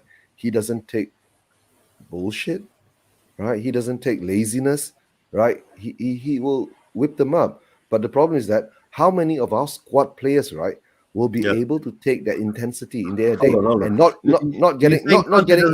No, wait. You said Conte doesn't do any bullshit, right? Yeah, but I have it on good authority because I saw the damn interview myself where Conte turned around and spat out these words. He said Dyer has the capacity to become one of the best people in his position, right? No, in the world, he has the capacity. Yeah, right. Don't forget, the word is capacity, right? But if he doesn't follow what Conte does, instruct him to do, teach him what he needs to learn to do, right? Follow the training methods, right? He won't he won't have the capacity, right? He didn't say that Dyer will surely be the best centre back in the world, right? Don't forget that Mourinho thought very highly of Dyer as well. Are we going to say two of the most decorated managers of all time can't judge a player? Yeah. So international as well. There's got to be something there, hasn't there? Well, the thing is, we watched the games though, Kuva. We watched the games where he just stood there and just like moonwalked out of the way. We've watched the games with Ben Davis as well, and look at him now. I believe that he got messed around when he first came to Tottenham, when it came to his position. We were told at the beginning that his natural position was going to become centre-back at the end of the day. And I was thinking, if that's the case, then why are you taking him out of it now? And they kept taking him out of it. And that's because we had deficiencies in the midfield. Now, Conte turned around and said that having that experience and having the natural attributes of a centre-back, plus those experience, gives him the unique position to be in that, to understand the system that he's trying to play with a central, with three centre-backs, where one of them is in the middle, the back, right? So this particular type of system can benefit someone of Dyer's experiences and attributes. So I'm excited by that. I'm excited. No, okay. Then my next question is, right, if you're going to play Dyer as the centre back at the centre of a back three, right, then why did we get Romero? Isn't that Romero's favorite position too? That's my question. I thought so. I think he's been played on the right sometimes when he's playing with Dyer. Yeah, now he's being played on the right, but that isn't Romero's favorite position, right? He's meant to be in the middle. Yeah, he's primed to be in the middle, but maybe of course Romero is much younger, right? So maybe to fall back into that position. That's how I see it. Right. I mean, Dr. J. Cal over here says, may I ask, gentlemen, in life, have you ever moved backwards to go forward, i.e. selling Kane to win a cup? We just did go backwards, didn't we, Kuva? We just, like, the last few months we've had a zero. We have a negative Kane, right? Well, again, I just don't get this argument like it's a choice between Harry Kane and a cup. That just makes no sense to me. Why not have both? Exactly. I mean, what guarantee is there you win anything? I think okay. To be fair, can I maybe explain this a little bit? If you as a team, if your system as a team is good enough to win things, it should be good enough to win something without one particular player playing a particular game at one particular time. Like the case for the semi-final when we played against Ajax. We didn't have our best player there. He wasn't there. He was injured. But that was one of our best games. Come on. I know it's not a final, but it's one of the best games I've seen. It was one of our best half hours, anyway. It certainly was. It was the most dramatic build-up, though. Yeah. But look, I think people out there are going to go into a certain debate the closer we get towards January, when money gets involved. Yeah. That's just the way it's going to be. Unfortunately, there's not much we can actually do there. But look, the Truth Sets You Free says the panel rules. We'll get on. That's true. David's in the house. Now who's this Langet? Oh, he's the Barcelona centre back. Oh, Langley. Yeah, he's French back. Okay. Yeah, he's arguably their only centre half at the moment because there will be. So you guys, there's going to be a lot of talk now in future episodes, in every stream when they're going to start talking about player speculations, because we're coming towards this now, the window towards it is very, very close. Only about 8 days left, but we have got a lot of games in that little 8 to 10 days. We've got 3-4 games in 11 days, I think the wording is. But we're going to move on from that to a certain degree. A player that I reckon we sort of should look at is to upgrade on Ben Davies is that Schlotterberg. I think he plays for he plays in Liga. Yeah. He's a left-footed, left-sided centre back that plays in a back three already. I think it might be. It's not Rennes. It's who's Metz. I think he plays for Metz. He's an absolute baller, and I reckon we were linked to him. I think it was over the summer. But if we can look at him for an upgrade on Davis, that would be good. And just to answer Will Stewart over here, I had no idea whatsoever anyone's talking about. I was completely messing it up. You should definitely come on and represent, because I think even I confused people out there, and they got confused even more with me trying to give my 2 pence on whatever anyone was talking about. This, what they call it, a Twitter poll? I didn't see it. I didn't see it either. I didn't see it.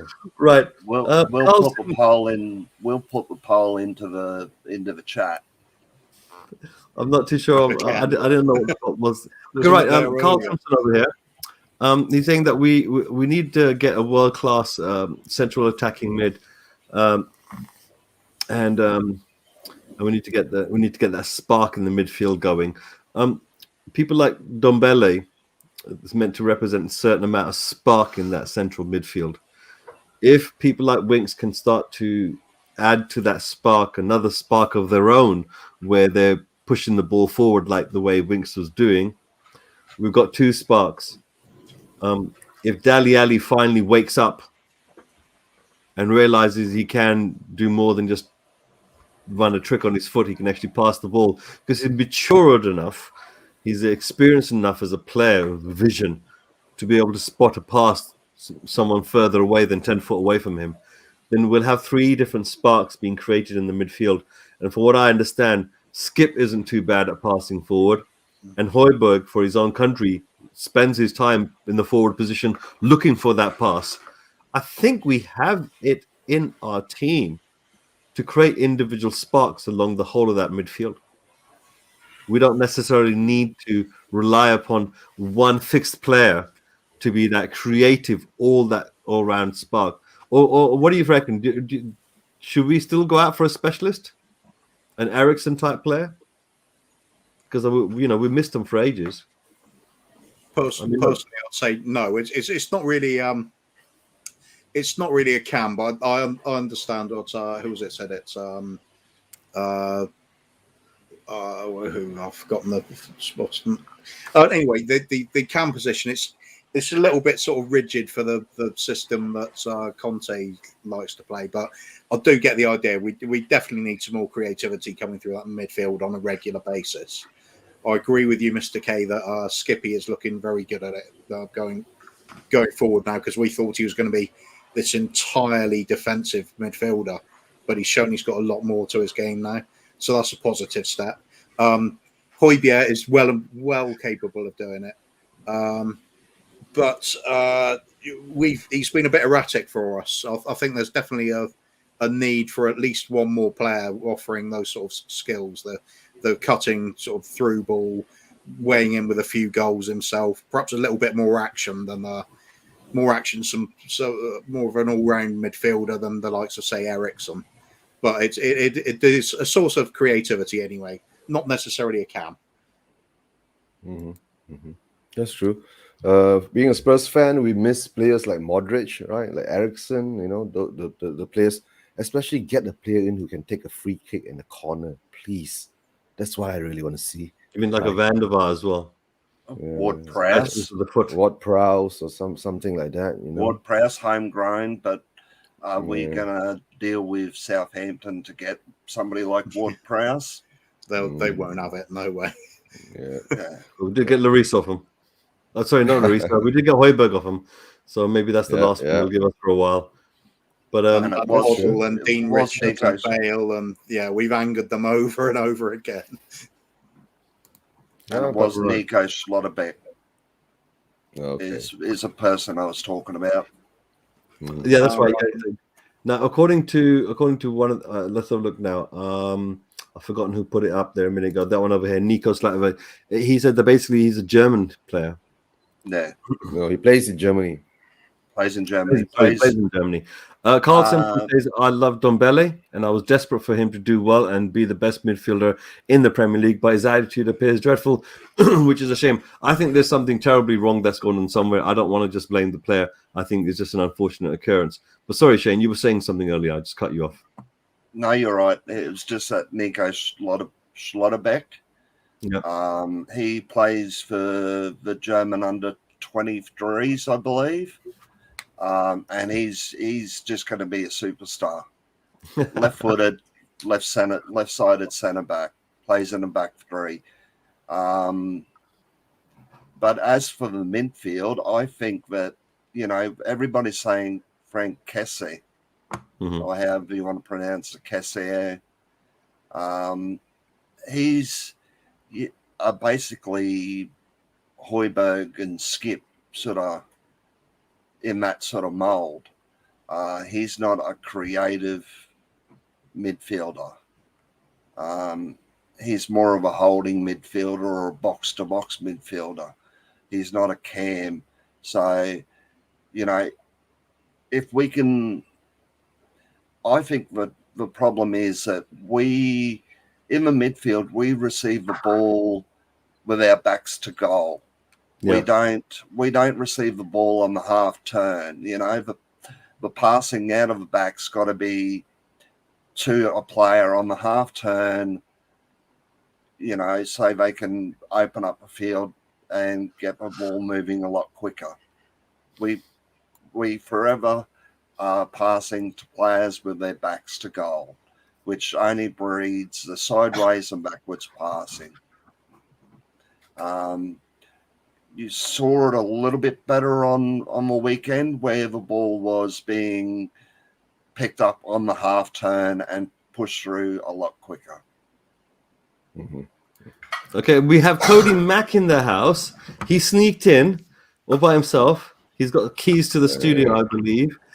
And basically, hi, Cody. But Cody, hi, Cody. It's good to see you. Are you really there? I'm there. Yeah, I'm here. Are you the unbearded one now? Well, I don't know about titles, but I do want to say that we here at WillStewartTHFCRants, we are 100% supportive of one of our greatest all-time players, Harry Kane. We love him so much. We believe in him. We know that he's going to. We know he's going to bang in 15 goals this year, and there's no chance that anybody involved with this channel wants to sell him. There you go. Yes. Absolutely true. That's why we've got to track him. Carl Simpson, I know as a club we would love to buy a young player with lots of potential. I think we need to buy a proven world-class players now. So we're in that junction again where, you know, we've got a manager who's going to be playing for today, more or less. Today, like a year and a half. And should we be getting players which are young that are going to be there for the next 5 to 10 years, or should we be bringing in players that have already got to a certain proficient level, and now we can spend like maybe 3 to 4 years out of them to give us some trophies and so on. I think that's what Carl Simpson's really put on the plate for us. Proven world-class players now. Could I ask Cody something a moment? Do you work for the press office? For the official press office for the club by any chance? Because if that was grade A material, my friend. If you've seen some of the stuff that goes out on my Twitter account, you would never think that. So I know.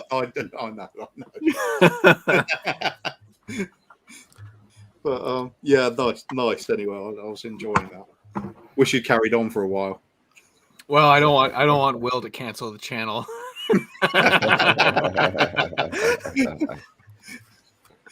Okay. You know, I wasn't going to keep the stream on for too long, tell you the truth, but I've been keeping them a little bit short recently. But Cody, if you're in the house, then possibly that might be able to leave it in your hands for a little bit for to go to up to the 2 hours. If you're up for that, let me know. If not, I'm going to get down to some further comments which I've seen, which I wanted to put up right now.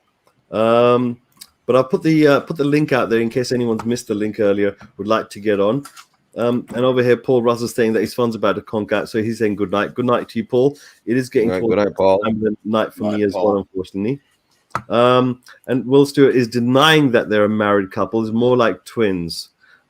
But he's the Arnold version, and Cody is the DeVito version. Okay. I think someone can do some graphics there and splice that up for us. That'd be really handy at some stage. But Will, maybe it's a tumor. That's a line from the movie. It's not a tumor. Okay, so listen, we've got to that stage of the show where I'd like to slowly start to wrap things up a little bit. But Cody, if you want to take the show for a little bit longer, you're certainly more than invited to do so, okay? But before we do so, Yodel Solis is in the house. Have you guys spoken about Lenglet at all? Am I saying it right? Langley, I think. Langley. Clément Langley. Langley. Yeah. Langley. Okay, so what? I mean, not really myself personally. I will look into him because I think people have been talking about him for a little while. I do know quite a fair bit about him, but he's a sort of one of Tony Alderweireld type player. I always think he's not the biggest, he's not the strongest, he's not the quickest. There's players that you could pick out do all of his attributes in a better way, but he's very competent at all of it, and his positioning is exceptional. He's very good on the ball, very good passer. He ticks every box for the sort of first centre back Conte wants. So he could be a real bargain if we could get him. Right, January. January. Sorry, no, we'll get him January. I'm saying maybe. Yeah. Who knows? Well, look, Podman's got a lovely list. Langley is one of those players that really divides opinion. There's a lot of people that think he's a great player, and there's a lot of people that don't rate him whatsoever. One thing I will say about Langley is he has been subjected to the piss pot that Barcelona is. It's a very difficult place to exist when you're not Messi, basically. Even if you are Messi, it's difficult to kind of be there because it's the fan base there and the media, the Spanish media, they are unforgiving. And I think that bodes well for players that come to Spurs because the English media are pretty unforgiving, especially to Tottenham as well. So I don't know. I think. Listen, when it comes to go on. When it comes to the January transfer window, I think that Conte has shown us enough in terms of his ability to extract maximum effort and talent from the players that we have, that whoever we bring in, it has to be Conte. Paratici has to take a back seat, and he'll play his part in the negotiations and whatever, doing all his crooked backdoor deals and everything. But give Conte the launch codes, because only he is in tune with what's going on with this squad. He knows exactly what he needs to bring this squad to the next level. We've seen it. He just completely outclassed Jurgen Klopp, in my opinion. Yes, there was the red card that didn't happen on Sunday, but generally speaking, we completely dominated Liverpool. We had the lion's share of the good chances, and did anybody expect that to happen? No. I was ready to watch from a bomb shelter when I saw the midfield, and we put in a shift on Sunday. So it's not like Conte has anything left to prove to any of the doubters, but he needs to be the one that makes these decisions. So if he wants Longley, I want Longley. That's it, simple as that. In Conte we trust. Listen, having said that, I'm going to turn around and remove myself from this equation just for a little while. I want to let Cody, Mac, and Eugene take over for a little bit. But I will be maybe coming back towards the end of the 2 hours, because Will said, listen, you know what? It takes a little while for it to upload if you don't make it past the 2 hour mark. So Cody, I'm going to leave yourself and to do the comment section, because Eugene can't highlight them. And Eugene, so all of you watching out there, good night. I will try to get back before the 2 hour finishes. Okay. So thank you guys. Thank you, Cody. Enjoy your wank. Do you want me to take you out while you wank, or I'm going to take you out of the studio? Don't touch anything. Goodbye, Mr. K. We did a show when we hit 1,000 subscribers on this channel to celebrate, and Mr. K came in. And when he went to leave, he clicked end broadcast instead of leave studio, and we had to start the whole fucking thing over. So we had like an hour-long stream and then another like 90-minute stream after that, and it was epic fail. Yeah, but Mr. memorable K, one.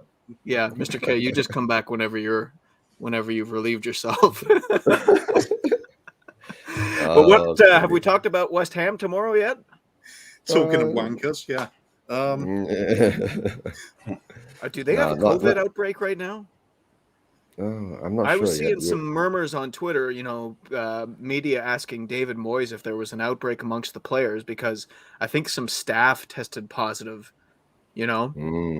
like some West Ham staff went out with their cousins and had too good of a time and caught COVID from them, and then brought it back to the caravan park, and then the players caught it. And then I don't know. This could be a bad source, though, Kuva. Yeah, it's sounding likely. I don't know. I haven't heard about there being a COVID outbreak there, but is it right to say we can but hope? I don't know. Is that appropriate? No, probably not. Yeah, I don't think it's appropriate. But if they do have one, right? Would we get a walkover? Well, I don't know. Who's making the ruling? The FA or UEFA? Yeah, that's true. That's true. It would be the FA. It would be the FA, and if it does, when are we gonna get time to play all these games?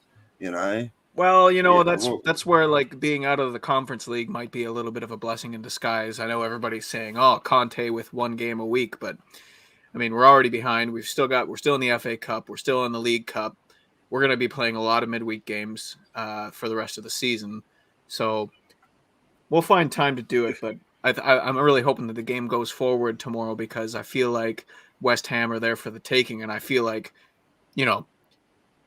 when we went to their stadium and lost 1-0 on a, That feels like a decade ago right now. This is a completely different team that we're dealing with right now. And I think the biggest impact has been the fitness. Look at the way that Harry Winks was making sprints yesterday in defense, out of possession. I haven't seen Harry Winks move that fast out of possession in 3 years. He didn't really have to say that fast. Just haven't seen him move. Absolutely.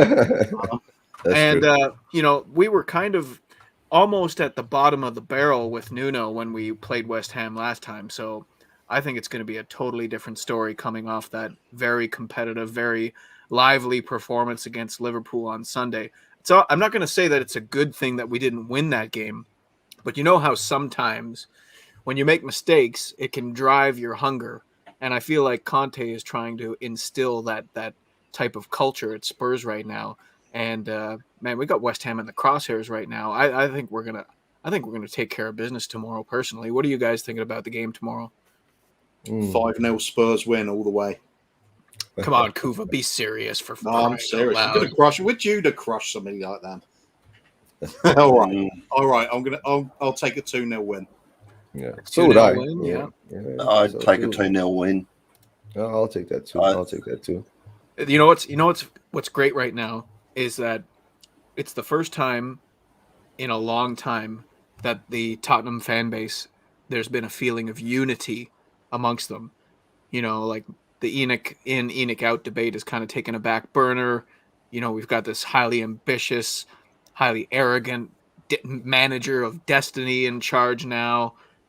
Everybody is kind of rowing and it's Conte at the back of the boat with the drum, you know, just boom, boom, boom. He's leading the way. And it's really nice to see because, you know what?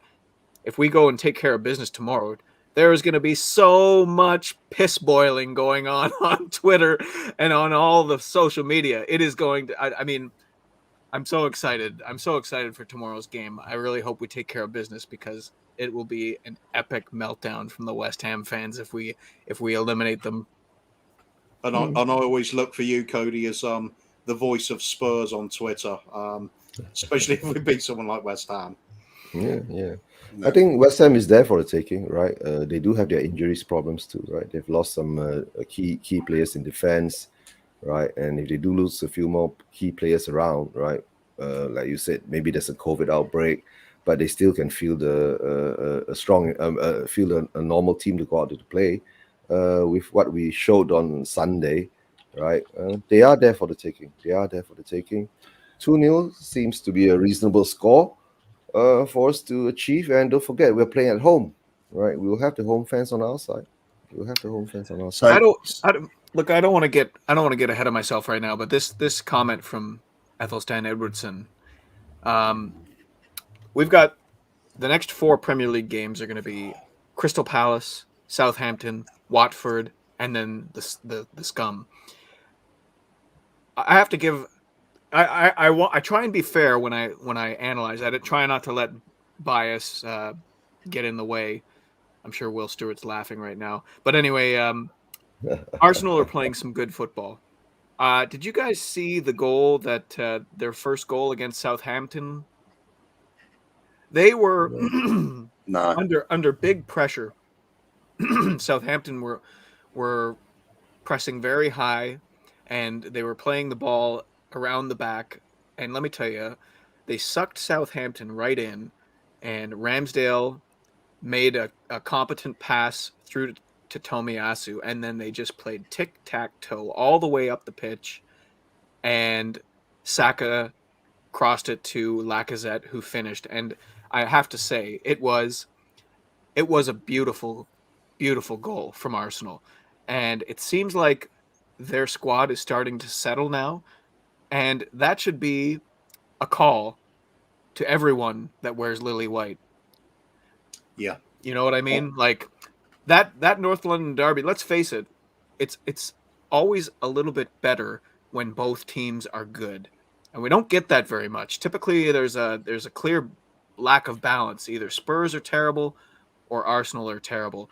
And I think that it's going to be the first time in quite some time that this is going to be a fair fight with a lot at stake, because you have to hope that out of those next 3 games against Watford, Southampton, and Palace that will take the lion's share of the points. 7 to 9 points is what I'm expecting.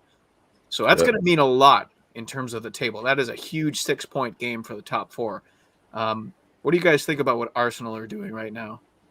Yeah, I said a couple of weeks back, and it was really an unpopular comment at the time, but I see them as our rivals for the top 4 space, top 4 spot, more than Man United and more than West Ham are, because you can't ignore these very long runs that they've had with very few losses in it.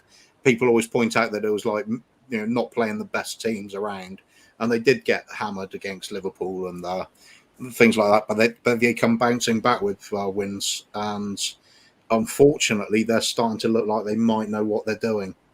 So it's been a bit of a wake-up call, and I'm not happy with it. It was lovely when they were bottom and we were top. Should stay like that. I'm hoping that it might be a catalyst for Tottenham to get their ass in gear, because we're sitting there watching them spend 150 million in the summer, and you know what? We laughed at some of the names that they brought in, but we have to be fair. Ramsdale's been excellent for them.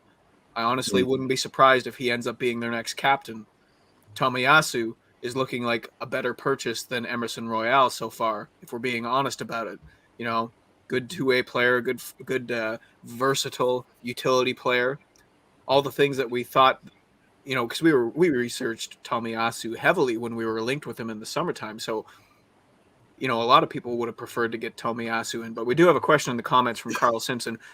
Now Eriksen is a free transfer and can still play in the Premier League. Would you take him back? My answer is yes, but I think it would have to be the right fit. It would have to be a fairly reasonable salary, something around 75,000 a week maybe, because I feel like Christian Eriksen's ceiling going forward is that of a super substitute. He's almost kind of in Bale territory, where, not only because he was mostly a substitute during his time at Inter, but he hasn't played professional football since Euros when the incident happened. And, with the health concerns and everything, I don't think I would want to be bringing him in and thinking that he was going to be a starting piece for us. What are your guys' thoughts? For me, let's go with Shane first. I'll go Shane. I was going to say I'd probably prefer Luka Modric back instead of Eriksen. If we're going that way, if we're looking at in that sort of same positioning, same mold, as much as I like Eriksen, I think his best years are beyond him. He a super sub maybe, but I just can't see it. Yeah, fair enough. Eugene, what are your thoughts? For Eriksen, I think the pace of the Premier League and all that, I think I wouldn't want to risk him, right? I know he's a professional footballer. He would love to play again, but I won't take the risk. I don't want to see some incident happen with him being in a Spurs shirt and something bad happens to him. That will break my heart. No, I don't want that. Right? Well, I understand, Eugene, but there's two ways to look at this in terms of, because I see a lot of people saying that Eriksen, for his own good, should just retire from professional football. Or you're talking about somebody who's living his dream and has only really dreamt about doing this his entire life. It's not really anyone's decision to make except for him. And if he wants to continue on playing football, which is the impression that I get, then it's not our place to tell him not to. Now, whether or not that means Spurs would be interested, that's a whole different kettle of fish. But I get what you're saying, but there is precedent. I know that Daley Blind didn't have like an acute incident like Christian Eriksen did, where like he was dead. I mean, that's one of the worst things I've ever seen in a sporting event, especially the way that it was covered. But yeah, I can understand that. Kuva, what are your thoughts? I don't have any issue with his health, the condition of his health. There are professional athletes that have carried on with pacemakers without any problem at all. The issue for me is he faded really badly before he left us. And, we all knew he'd gone stale. He knew he'd gone stale. coming back for like the second romance, it just it's got this horrible feeling that he's going to come back and it's not going to work out, and then we'll end up with this bad taste left in our mouths of the second visit of Eriksen. And I prefer to keep the happy memories of him because he was one of my favourite players, and I thought we should have built the team around him. I just don't think it's going to work out a second time. Mm-hmm. Yeah, that's fair. That's fair. I think, when there, and this is kind of what goes back to the whole poll, the Harry Kane poll that Will was doing. Would you sell Harry Kane if you guaranteed a trophy within 2 years? It's difficult. I feel like there's a certain romanticism that is deep rooted inside most football fan bases, but Spurs particularly. It's because we haven't had necessarily the success that we strive for in the last 30 years or so. So really, you have to kind of approach things with a romantic eye. And that's why I love Tottenham Tantrum Gold so much, which, by the way, let's bring up this super chat. €2 saying, big up, guys. I don't know if Kuva sent that or if Dermot sent that, but What's Dermot? that's Dermot. Dermot, Yeah. the link is in the chat somewhere. I don't know if it's not pinned to the chat, but I'll see if I can figure out how to share that. But come on here, buddy. We want to see you. I can paste him a link if you want. Yeah, sure. That'd be great. We want to make sure, we want to check on you, make sure you're not drinking too much. But big up, Dermot. I love Tottenham Tantrum Gold. It's one of my favorite new channels, that's for sure. Yeah, that's for sure. Yeah. For sure. I think Todd K's got it right in the chats at 10:50 a.m. That's my time. I love Eriksen, but didn't he force himself out pretty much? Which is correct. Yeah, sorry. He wanted a change of scenery. He wanted that, and he did force himself out. Yeah, that's fair. But have you never had a situation in your life where you thought the grass was greener on the other side, and once you got over there, like he did what he wanted to do when he went to Inter, right? They won the Scudetto.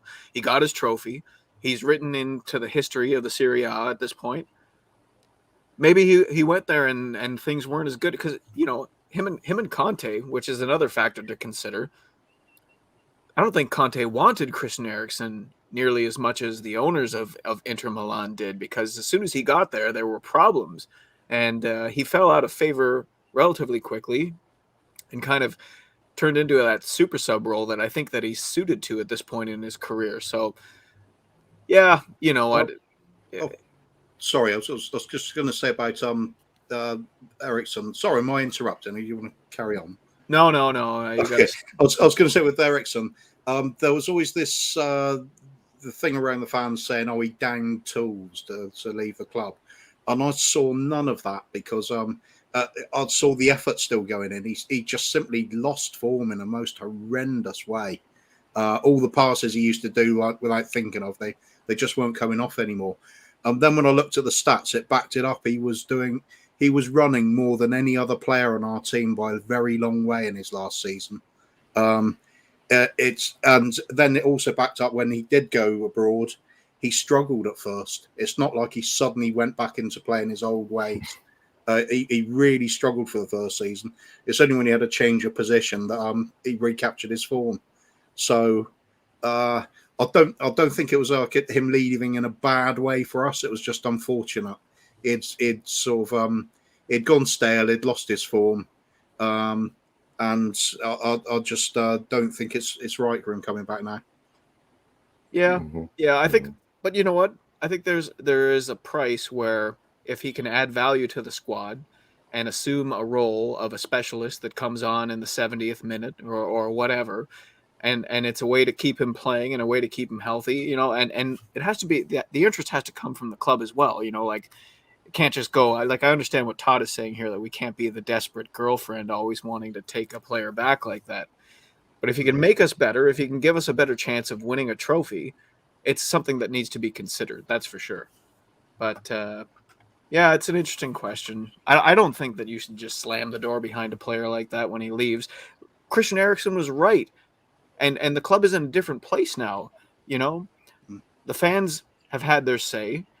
I'm not going to say that they forced Nuno out, because Nuno saw himself out the door, and so did the players. There was a lot of factors that led to Nuno getting sacked. But you can say that one thing is for sure: you don't appoint Antonio Conte without ambition, and we're going to find out about that in the next 6 weeks. But maybe that would be something that would pique the interest of some of these top players that we're linked with. But yeah, it's going to be an interesting time, because we've got the whole COVID thing going on. If games start going on behind closed doors again, it's going to hurt Tottenham Hotspur just as much, if not more, than any other club. It would really be disappointing if we were on the cusp of finally dropping the dollar and the pandemic stood in the way yet again. What do you guys really think? Like, what do you think our net spend is going to be in January? Eugene? 0. Is that your honest answer? Yeah, we will have to sell first. Come on, right? If we don't sell, we won't have the money to buy. Come on, like during the summer transfer window, I was saying, Levy is not going to spend 25 million to 35 million pounds, right, on a player. And most of the players that we brought in, right, it's either been some kind of a loan deal kind of thing, right, or some kind of swap deal kind of thing. So I don't see Levy spending that kind of money again. That's all. And in January window, what kind of record do we have? We've never bought many players during January window, right? So, but with Conte around, with Paratici around, maybe we will get 1 or 2 players. But like I said, in the end of the day, it's what Conte wants, right? And whether now Levy will facilitate it to him. Okay. Yeah. If Levy gives what Conte, I mean, maybe Conte won't have a choice of players with a very high price tag, but maybe he will have a choice of a player with no resale value. Would Levy take that? That's what I'm thinking about. Maybe Conte will say that, okay, I want a 30-year-old player playing this position, and I've picked him out. Just go and get him. Spend £5 million, bring him in, use him for 2 years, let him go for 0 or whatever. You see? But would that be Levy's we know what Levy does. He doesn't do that kind of deals, right? But with Conte around now, will they listen? That's all. Like, even for the Eriksen thing, if Conte wants Eriksen, I'll take Eriksen. Okay. Right. I'm going to interrupt you because we've got a very special guest right now. The one and only from Tottenham Tantrum Gold. We've got Dermot. Dermot, welcome to the show, buddy. How are you? Big up, Dermot. Hey, Dermot. Nice to meet you. Yeah, quick question. Quick question. Why do Irish people not sleep? I have no idea. Okay, We question like to number party 2. too much. What's your drink of choice tonight, Dermot? Lemonade. Lemonade? Hard lemonade? No, soft I'm just lemonade. kidding. I don't want to make Dermot defend himself. We're just teasing him because he doesn't drink.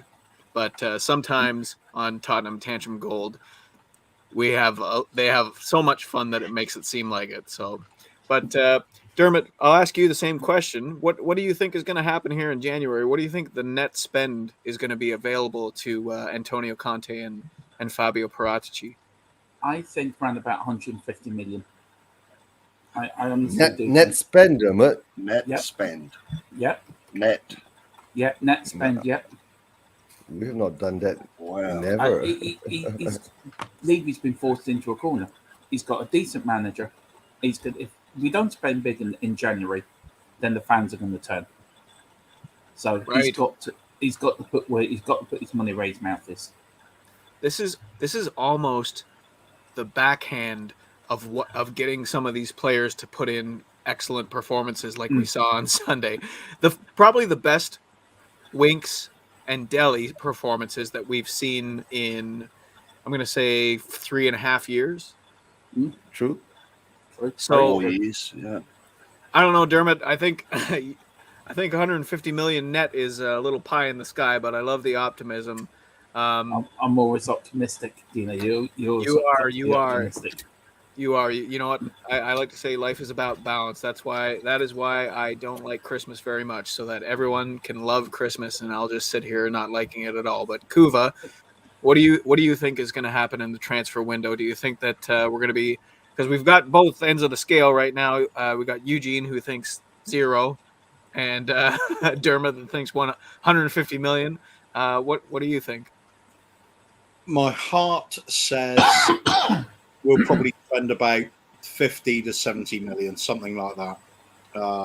But it may be spread over a longer period, so effectively only about 30 million. My head tells me, though, we'll get a couple of loan signings, and I agree with Eugene. Daniel Levy has got 20 years of form, and can't suddenly ignore it.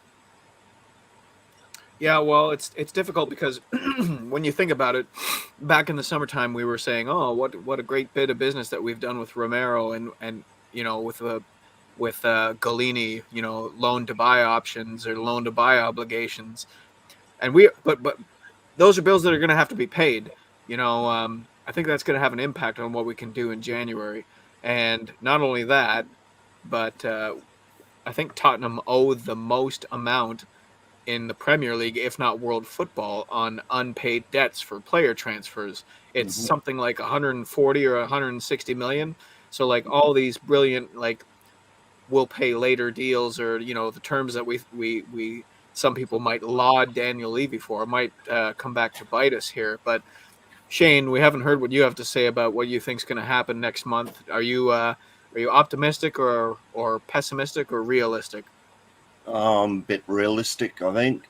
Kuva's got a pretty spot on. You know, 50 to 70 million seems about right net spend.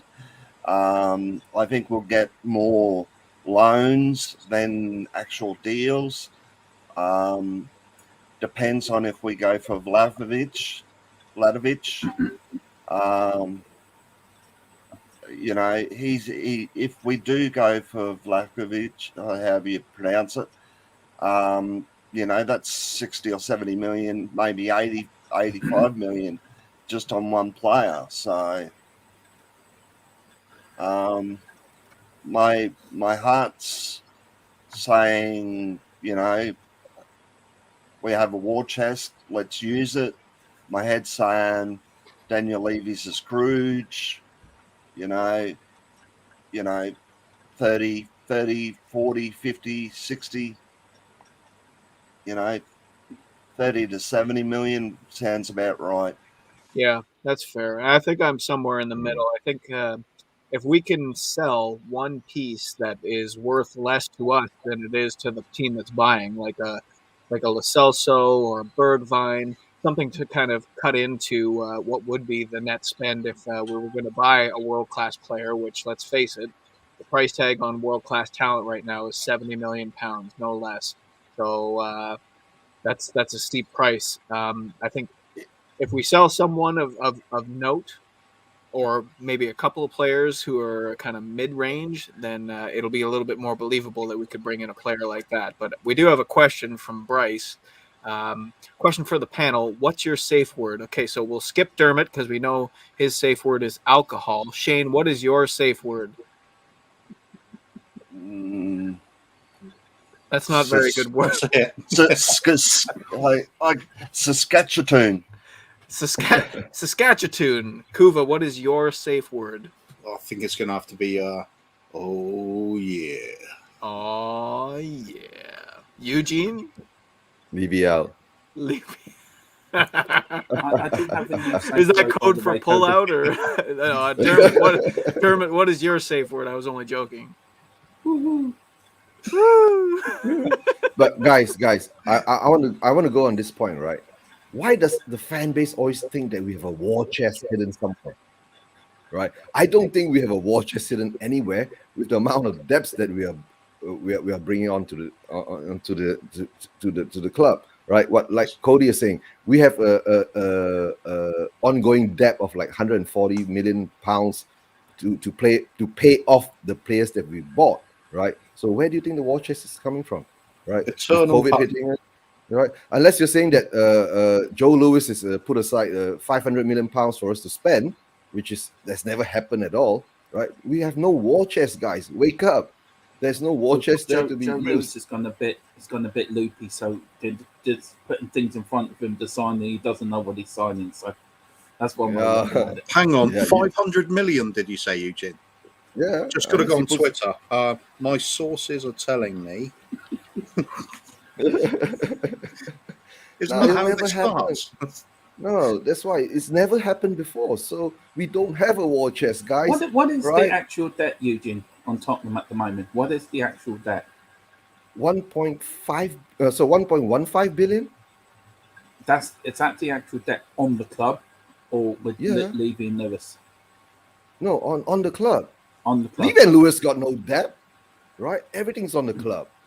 They've done everything on the club. They've used the club to leverage all their positions, right? So what debt do they have, right? Tottenham holds the debt, not Levy, and not So Lewis. basically, they're And doing what that's- Scholar did all them years ago. Do you think With the club. Levy has Ocean Finance on speed dial? What? So Might just do. just a standard advert in Britain of Ocean Finance. Consolidate all your debts, yeah. Oh no, Might no, have no. AIB over here on speed dial and all. Oh, I think okay, you- Bank okay. Eugene- over here. Spot on, but I do think that there's some people who think that who may not understand how financial fair play works. So there was that report that came out that showed owner contributions, and of course Spurs were at the very bottom at 0, and that in turn, because of the amount of profit that we were making, was creating this balloon of spending cap, for lack of a better term. Anyone that understands like North American sports is basically like cap room. If we wanted to drop 400 million pounds and we had it, we would be allowed to do it by financial fair play, and that is by far the most that any other club has. And it's a product of what Eugene is saying. Levy, Enoch, they've built their wealth in this club by increasing the infrastructure and globalizing the product even further on top of what the Premier League has already provided this club. So that's why I always argue that Levy is a brilliant businessman, because he's enriched himself, and that is the idea of business. It doesn't matter that he isn't good at winning trophies. It doesn't take away from the fact that he is a brilliant businessman. But we don't For have himself. we don't have to get into a Levy chat, because that might go into a third and fourth hour. That's for sure. There is another way to avoid the financial fair play, and that's supposing you had a couple of £1 billion to spend on new players, go out and spend it on them, all of it. Get so many world-class players that your team is by far the greatest in the division. You win everything. They come to throw you out on their financial fair plays rule, and then let you back in because you got too many of the players that everybody wants to see. Basically do what Man City did. Yeah, it's it is a travesty that they avoided that 2-year Champions League Europe ban, because that would have been a way to actually send out a statement that football is about more than just money. And give Man City credit that they had more lawyers on their side than the French did when they were getting invaded. But they got off with like a $10 million fine or something like that. It was a masterclass from Man City, and there they are, continuing to hum along, racking up trophies while we wallow in sorrow. But Yeah, that's true. That's true. we have a question for Dermot. Where is your apple juice, you legend? There it is. The truth sets free. Yeah, that's yeah. I blame Cooper for this, for my problem. I blame Cooper for that. what I told you to drink. Yeah. Would you guys change anything going into tomorrow's game? What are your thoughts? Because Conte seems to be trying to expand the squad a little bit and give opportunity, and maybe that's based on dealing with COVID, and some of the players that came off the bench on Sunday were some of the players that were rumored to have contracted COVID, so maybe he just didn't want to throw them in right away. But would you change anything from the team that played against Liverpool? Of course, assuming that Reguilon will come in, since Sessegnon picked up an injury. Eugene, what do you think? I think most probably, like you said, right, he should maintain the same squad that went out, apart from the injury that he has to make the substitutions for. Like Sessegnon, like if Reggie's up for it, he should play, right? unless you want Doherty to be in that position. What about the midfield? The midfield, then you come down to whether Skippy will come back in, whether Højbjerg will come back in. Then you take out maybe Ndombele. You will take out maybe to tell the truth, I'll keep Winks in there and bring in Skip and Højbjerg. That's pretty defensive, though, isn't it? No, it doesn't have to be. No, I don't do it. It doesn't have to be, right? You can push Skip further up. Okay. Let's go, Kuva. Who do you think you would start in terms of difference from Sunday's game? I'll agree with Eugene.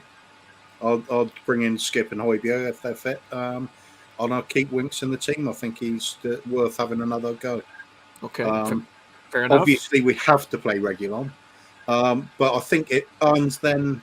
It kind of this is the difficult bit, because there's also the temptation to switch back to the 3-4-3, because Lucas Moura on the bench for the last game.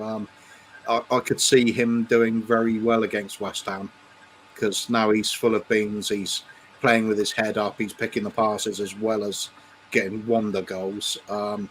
He will make West Ham basically shit their pants. Could bring him on as a substitute, switch from a 3-5-2 to a 3-4-3, mess things up a bit for West Ham a bit in the second half. There's a few possibilities now. Yeah, for sure. Before we get Shane's answer, I just want to point out, Mr. K, you don't need to share that you needed to finish, okay? Like, don't worry about telling us that. That's too much information, okay? But Shane, what would you change in the lineup for Sunday, or from Sunday? I'd probably take pretty much lead the same team, but I'd probably give Stevie B a try at right wing back. I'd love to see Stevie B in that sort of given a go at wing back. I reckon he'd do a job there. And as Eugene and Kuva said, keep Winks in there, play Skippy a little bit higher, and put a Højbjerg in there just for a bit of a defensive rock. I'm going to say it right now.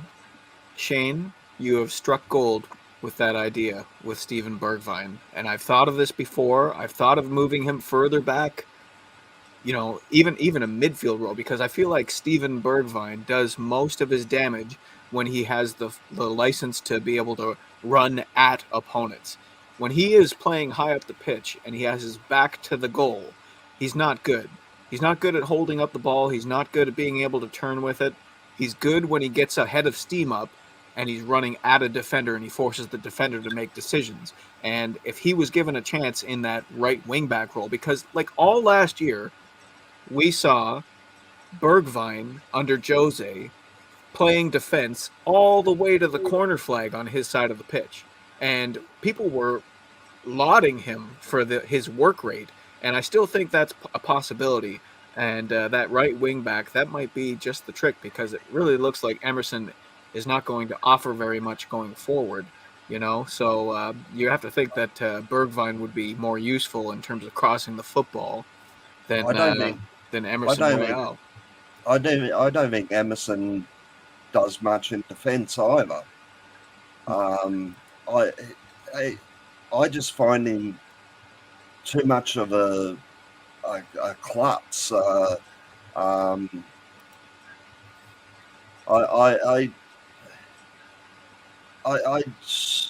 just don't see it in Emerson. I really don't. Yeah. Yeah. Okay, Dermot, would you keep the same 11 or would you make some changes? I would make some changes. If Gil was fit, I'd bring him in for Dele Alli, put him in that number 10 role. So I think that's where Gil will end up one day, behind the front two. I would bring in Skip and Højbjerg, or even just one of them. I would keep Winks in there. And I would bring, Reggie's got to come in for Sessi, but I would keep Emerson in there. I don't think he's had a great start to his Tottenham career, but I think he will come good. I think we just need to give him time. We've had players before that haven't started well but ended up being gems for us. But I just don't trust Dele Alli.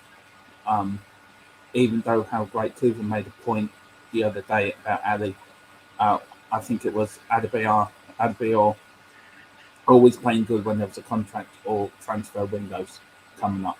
I don't trust Ali. So I won't claim at all. I'll put Gill in that place and just keep near enough, just 2 or 3 different changes, but keep the defence as it was. Because I think we did well. I mean, defensively, I thought we were brilliant. I thought Dyer was outstanding, and I never thought I would say that. Would you put Stevie B in as a wing back? No, I would keep Anderson in there. I think Stevie B's finished. I mean, there's rumours that he's going to Lazio in January. Yeah. Interesting. You mentioned Dyer. I just want to bring up Scott M's comment here. He says, if healthy, I would put in Lo Celso and Skip for Winks and Ali, Tanganga for Sanchez, Rodin for Dyer, and Reggie for Cess. If Kane or Son need a break, I would put Bergwijn in for one of them. Rodin for Dyer is, I think, a little bit harsh. I feel like Dyer has been much improved, and a lot of his deficiencies have been dealt with in terms of formation. You know, having a center back on each side of him has made him kind of covered up some of the mistakes that he tends to make. But Dyer has also been very much improved on the ball. Like the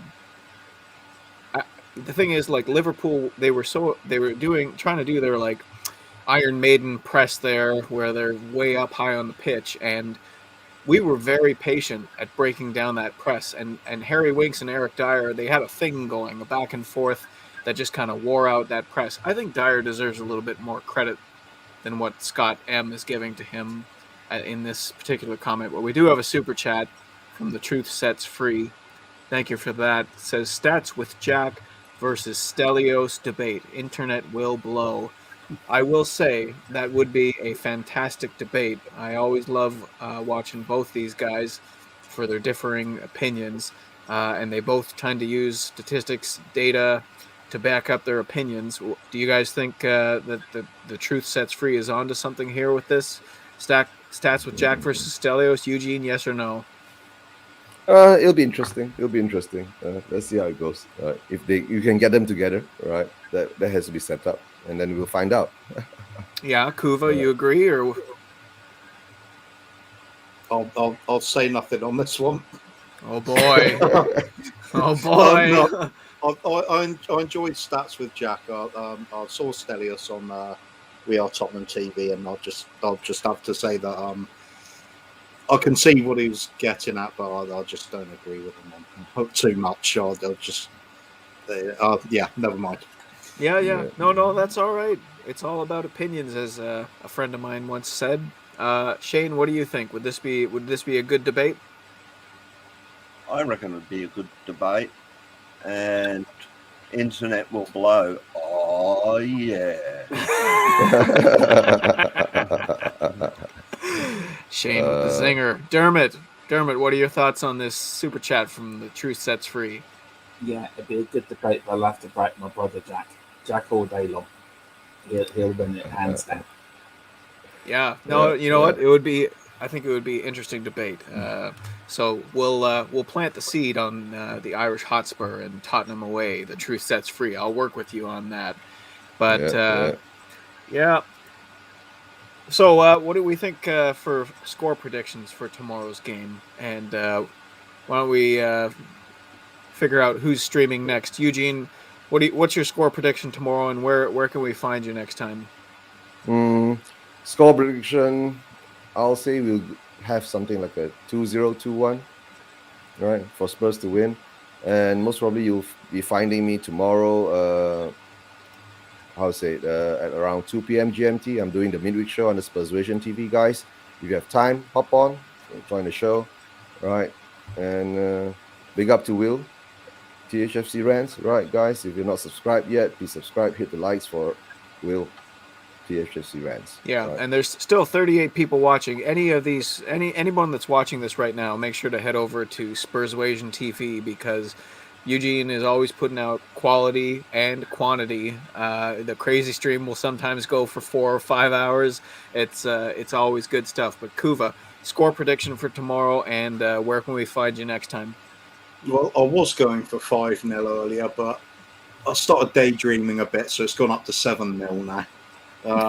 Yeah, Antonio with 5 goals, or No, he doesn't get that many own goals in a season. It's okay. No, it'll be Harry Kane with all of them. Rabona's from the halfway line. okay, all right. He's Or lost either that that much or weight. either that or 2-0. Kane has lost that much weight that he can actually do a Rabona now. Shane, what is your score prediction for tomorrow's quarterfinal against West Ham in the Carabao Cup? The heart's saying 3-0. The head's saying go to penalties 2-2. Okay, and where is that? That's your Twitter handle at Shandy_Spurs. Yep. That's Okay, my if Twitter handle. you're watching this and you have Twitter, make sure to go and subscribe to Shane, and then we'll finish with. I'll follow well, that. oh wait, we have another guest, so we don't want to talk about finishing. But Dermot, what is your score for tomorrow's quarterfinal against the Spammers? I'm going for 3-0. I think 3-0? we'll win 3-0. Who's going I to score? Who's going to score the goals? I think Kane, Son, and Reggie. Okay, Reggie what will definitely minute are each of them going to score? Oh Lord Jesus. I go for the 38th, 52, and 78th. Okay. How many yellow cards? No, just I'm running down to the bookies in the morning to do this bet, by the way. And are we gonna get Tottenham Tantrum Gold content tomorrow, or? Yeah, we're on in the morning, 11:30. We're doing a special. We're doing England versus Republic of Ireland from 1979. Nice. If somebody's laptop holds 11 in the morning GMT, right? Or half 11 in the morning, 11:30 GMT. And Okay. then I don't think we're on tomorrow night because all the other lads are on, but we'll be back on Thursday morning. and then Listen, Thursday Dermot, evening. I absolutely love your channel. I love you and Kuva and Phil and the commentary. It's excellent stuff. It is a little weird rolling out of bed first thing in the morning and turning on Tottenham Tantrum Gold before I kiss my wife or wake my kids up, but you know Christmas they're just gonna have to deal with that. Yeah. But You've I'll got hand your it over. priorities straight. Yeah. I'll hand it over to Mr. K to finish off the show. Right, guys. I'm going to put you into the back studio just for a little while. So, any last words before you go, Kuba? Levy out. There you go. Shane? Come on, you Spurs. Brilliant. Dermot? It was an absolute honour to be asked on here tonight. Thank you very much, Cody McIlmill and you, Mr. K, and Levy out. Thank you. And Cody, people don't get to see you very often. Show us your face, Cody. At least for once. Yeah. You've been quite mysterious. Yes. Yeah, Cody. Thanks. That's good. It's growing. It's growing. No, but I actually like that look. Forget growing. That's a nice, very nice look. He's Mr. gone back. K, I'm married. Yes. But you know what it is that in my religion, we can have up to 4 wives at any one time. So anyway, I digress. So can I. Cody, any last words before I chuck you into the back studio? Just I haven't been able to be on stream quite as much as before I came back to work.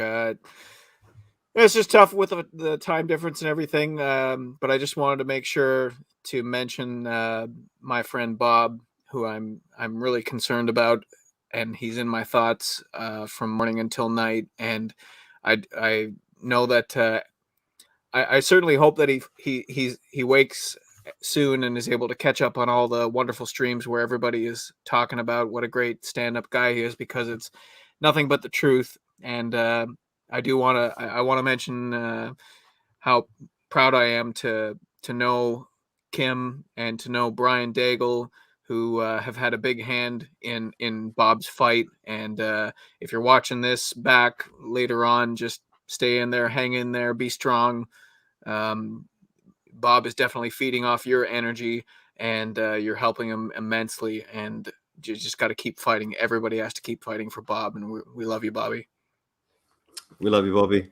All our best. Cody, I'll put you into the back room now. Eugene. Yep. Just the two of us. Yep. Just the two. It was.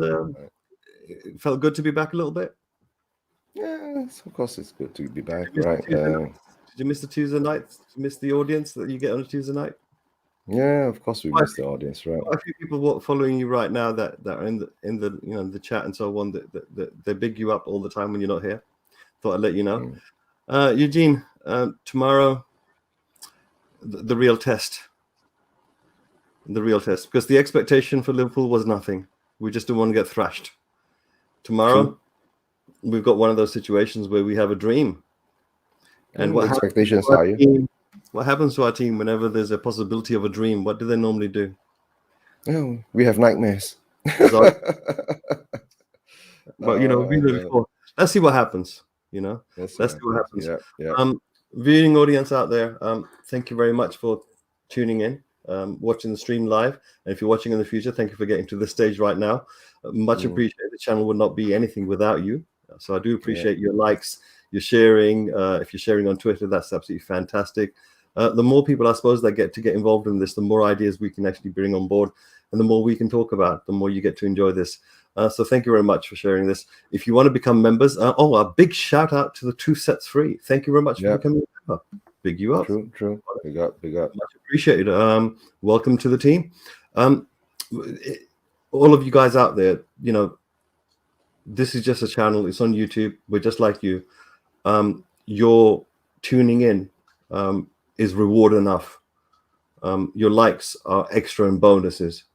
Your comments, they help sustain what we do. If you've got any suggestions for improvements, please don't hold back. Put them in there. I really do look at them. So, Bospa, from the bottom of my heart, get well soon. Yeah. Kim and Arthur, hold yourself together. Bear love to you, both of you. Brian Daigle, thank you very much for coming all the way down from Canada just for this one occasion of Bob's So that's, showing how much he means to everybody, that even Brian Daigle him all the way down. Normally he'd only come for Levy. But yes, Eugene, when are you on next? I'll be on next, Wednesday, right? I guess it's Wednesday for you now too, right? So 2 p.m. GMT, the midweek show will be on. We'll look into the Sunday game, and of course we'll look to the preview of the West Ham game coming up, and of course big love to Bob Spur, prayers out to him, right? All the positive energy towards him, right? And of course, guys, if I don't see you guys in the chats, right, don't forget Merry Christmas, Happy New Year. Brilliant. With that, I'm going to put our outro on. So all of you guys out there, if you've got a little bit of a sound speaker, please put the volume down a little bit. You know what's going to be coming up next. So without further ado, come on, you Spurs. We'll be out. 1, 2, 3, 4. Let's go now.